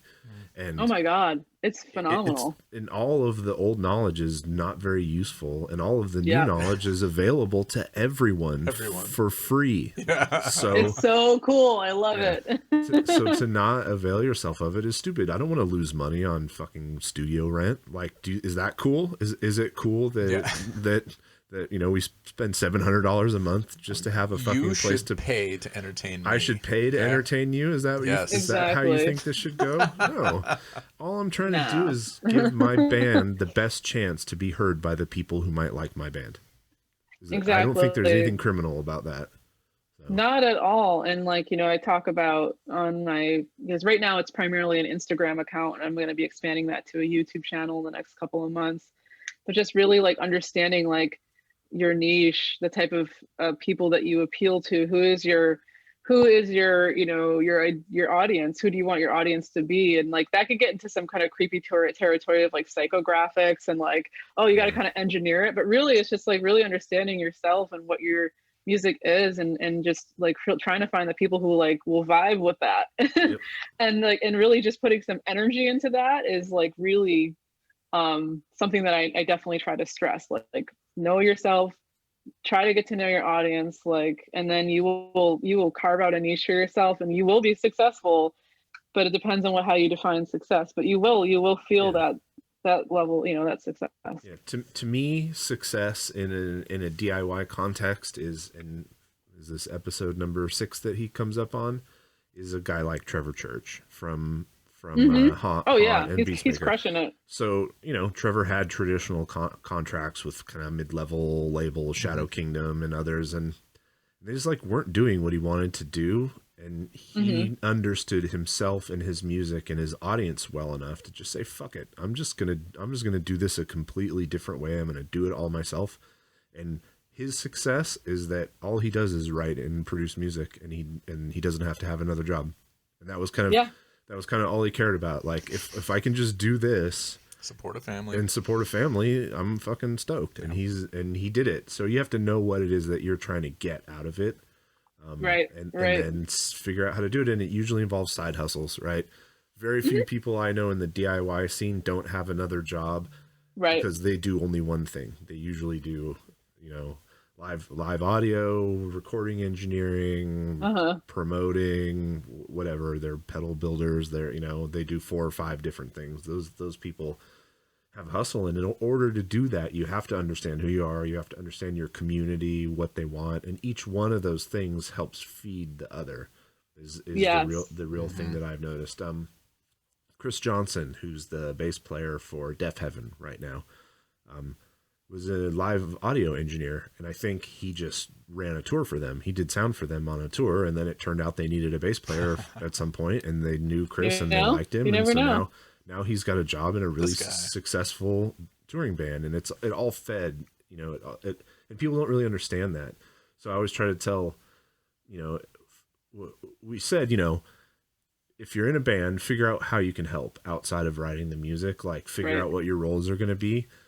But maybe someday that role that you had in helping your band is actually something that you want to invest in developing so that you can actually do it as a profession. So if my role is going to be recording band practice with my Zoom, maybe progress that from recording your band practice to learning how to actually produce music, because recording a band practice in Zoom doesn't make money. It helps the band, but producing records does. So, I mean, I think about what you do in terms of how you could develop it to support the band and to help support yourself eventually. I mean, and that's another reason why I feel so excited about this new venture that I have too, is that it's just an extension of what I've been doing for a long time in a different context that I really truly believe could, you know, will help to benefit people as well as like the awesome stories of like Trevor and other people like who are kind of like living that, you know. And it's really true. It's like really understanding, like really taking a good long look at what you have and what you want, and making those incremental sort of steps towards that is really powerful, and it's inspiring to hear stuff like that. I hope we'll hear a lot of stories out of it. I mean, we're kind of still in the trenches of the pandemic, but I hope we'll hear a lot of stories like this out of the pandemic. That's like, I invested in myself because I had a bunch of free time. Not a bunch of stories like, I mean, and there was a lot of talk from... I didn't do anything. Well, no, I mean, from whatever... That's okay too. That's okay too. Fine. You don't want to make people feel bad for just like trying to not to survive. Yeah, To survive. not drive off a cliff. Yeah, exactly. Yeah. But Exactly. but I think a lot of people are gonna like this podcast appeared. This is something we've wanted to do for a long time, but we didn't do it before. but we had the time and opportunity. didn't? Now you have the time. No, and it's... no, we did. Only in my dreams. Yeah. All right. Well, Cool. it's been great having you on and chatting about everything that you Yeah, have thanks, going on, guys. listening to some tunes. We've got one final question though. We're starting to close our shows like this. And whether you want it to be Buffalo or Canada Or Oakland. or Oakland or all three. but we say hometown. So Yeah. what is your all-time favorite band from your hometown and why? My hometown. Or if you can't think of What your is my hometown? Yeah. So Yeah. just- And it could very well be Oakland. You do live there now. That's true. I was gonna say something funny, like the Goo Goo Dolls, because they're from Buffalo, but I'm not gonna do that. Actually, they God. used to be cool. Apparently, I mean, way back in the day, they were like a punk band.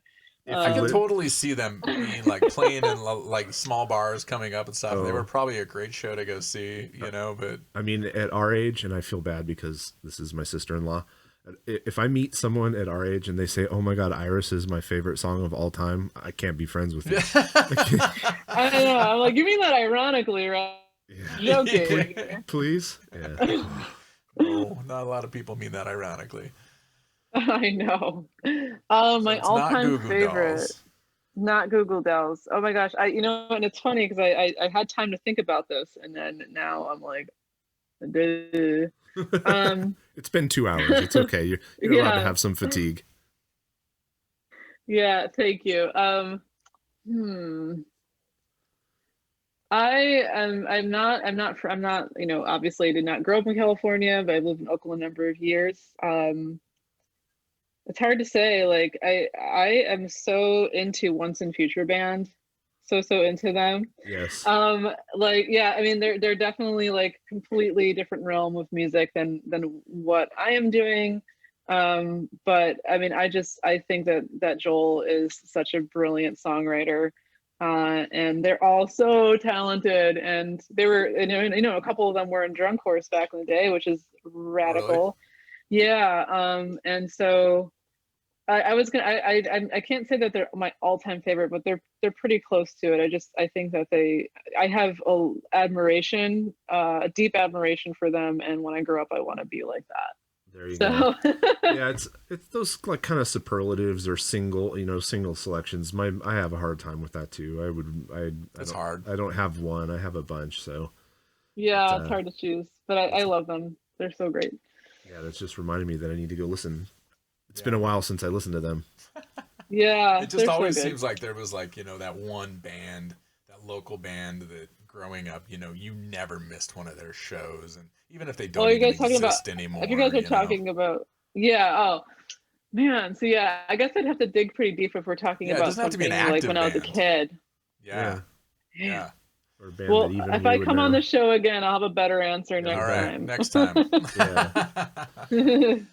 All right. Well, this has been great. Really appreciate you taking the time out to chat with us tonight. Listen to some tunes. Yeah. And everybody keep your eyes out for a new Psychic Hit release at some point here. At some point. Yes, sooner early better. next year. And bug DHU and tell them you want new copies of the vinyl release of the demo. Hear that, Robert? Repress. And I need to bug Susie too, because I want the Broom DHU record too. I don't have a copy of that one. Oh, was that the first one? Yeah, maybe he can do a little 2-pack. That'd be tight. I'd be so down. Yeah, that'd be great. Awesome. Yeah, well, thanks, guys. Yeah, absolutely. It was a pleasure. And have a great rest of your evening. Thank you. You too. You take care. We will have a president. No. We will have a new one. Oh, it'll be no. Why did you bring it back to that? I don't want to remember that we live in the world we live in right now. Yeah, right. Yeah, there you go. Well, we don't. Actually, by the time this airs, they'll probably still be counting. Yeah. Oh, it's yeah. Alrighty. Well, happy whatever night of the week it is. I don't even know anymore. Thursday. Happy Thursday. And good luck Thursday. writing new songs, and I can't wait to hear the new music, especially if you send me a link. I'll send you guys an advance copy or whatever they say these days. Oh, that's a hell yeah. That's sick. Awesome. Thanks, Trey. Thank you, guys. Have a good one. Take care, Dre. Bye. Take care. Bye. All right. So Another episode in the books. how awesome is she? She's awesome. rad. And I love that it's like you have to act like talking about promoting music or trying to sell music is this taboo thing, because every band is trying to at least fucking You just want to break even. Yeah. I mean, Exactly. When you invest money in, actually recording the music and time and space, all your instruments, all the time, all of the merch, it's not like that stuff just comes out of, I'm done apologizing for it. None of it, and frankly, none of it comes up when we're writing and playing.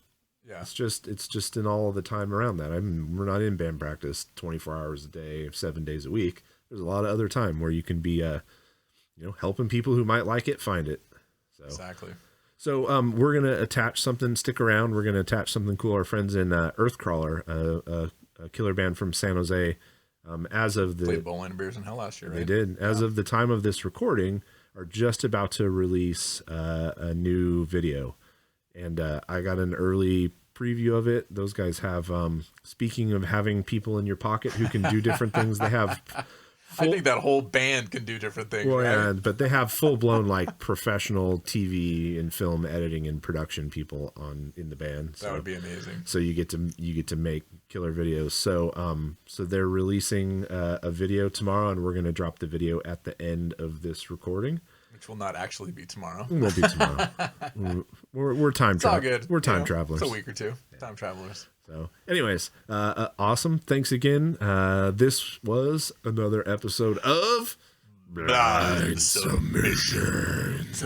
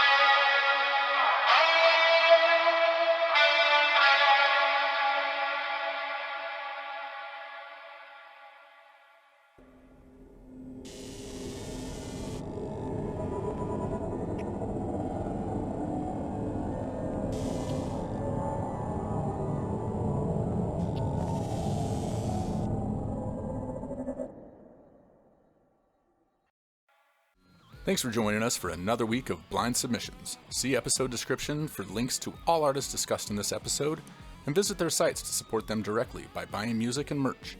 Share links to the podcast or YouTube videos with your friends, especially if they're in bands. Bands! If you want us to listen to your music on a future episode, please submit one song to blyndsub@gmail.com. That is blyndsub, BLYNDSUB @gmail.com. Bandcamp links preferred, but not required. Find us on social media at Blynd Submyshynz. Full video episodes are available on our YouTube. Remember, we go in blind, so you don't have to. Blynd Submyshynz.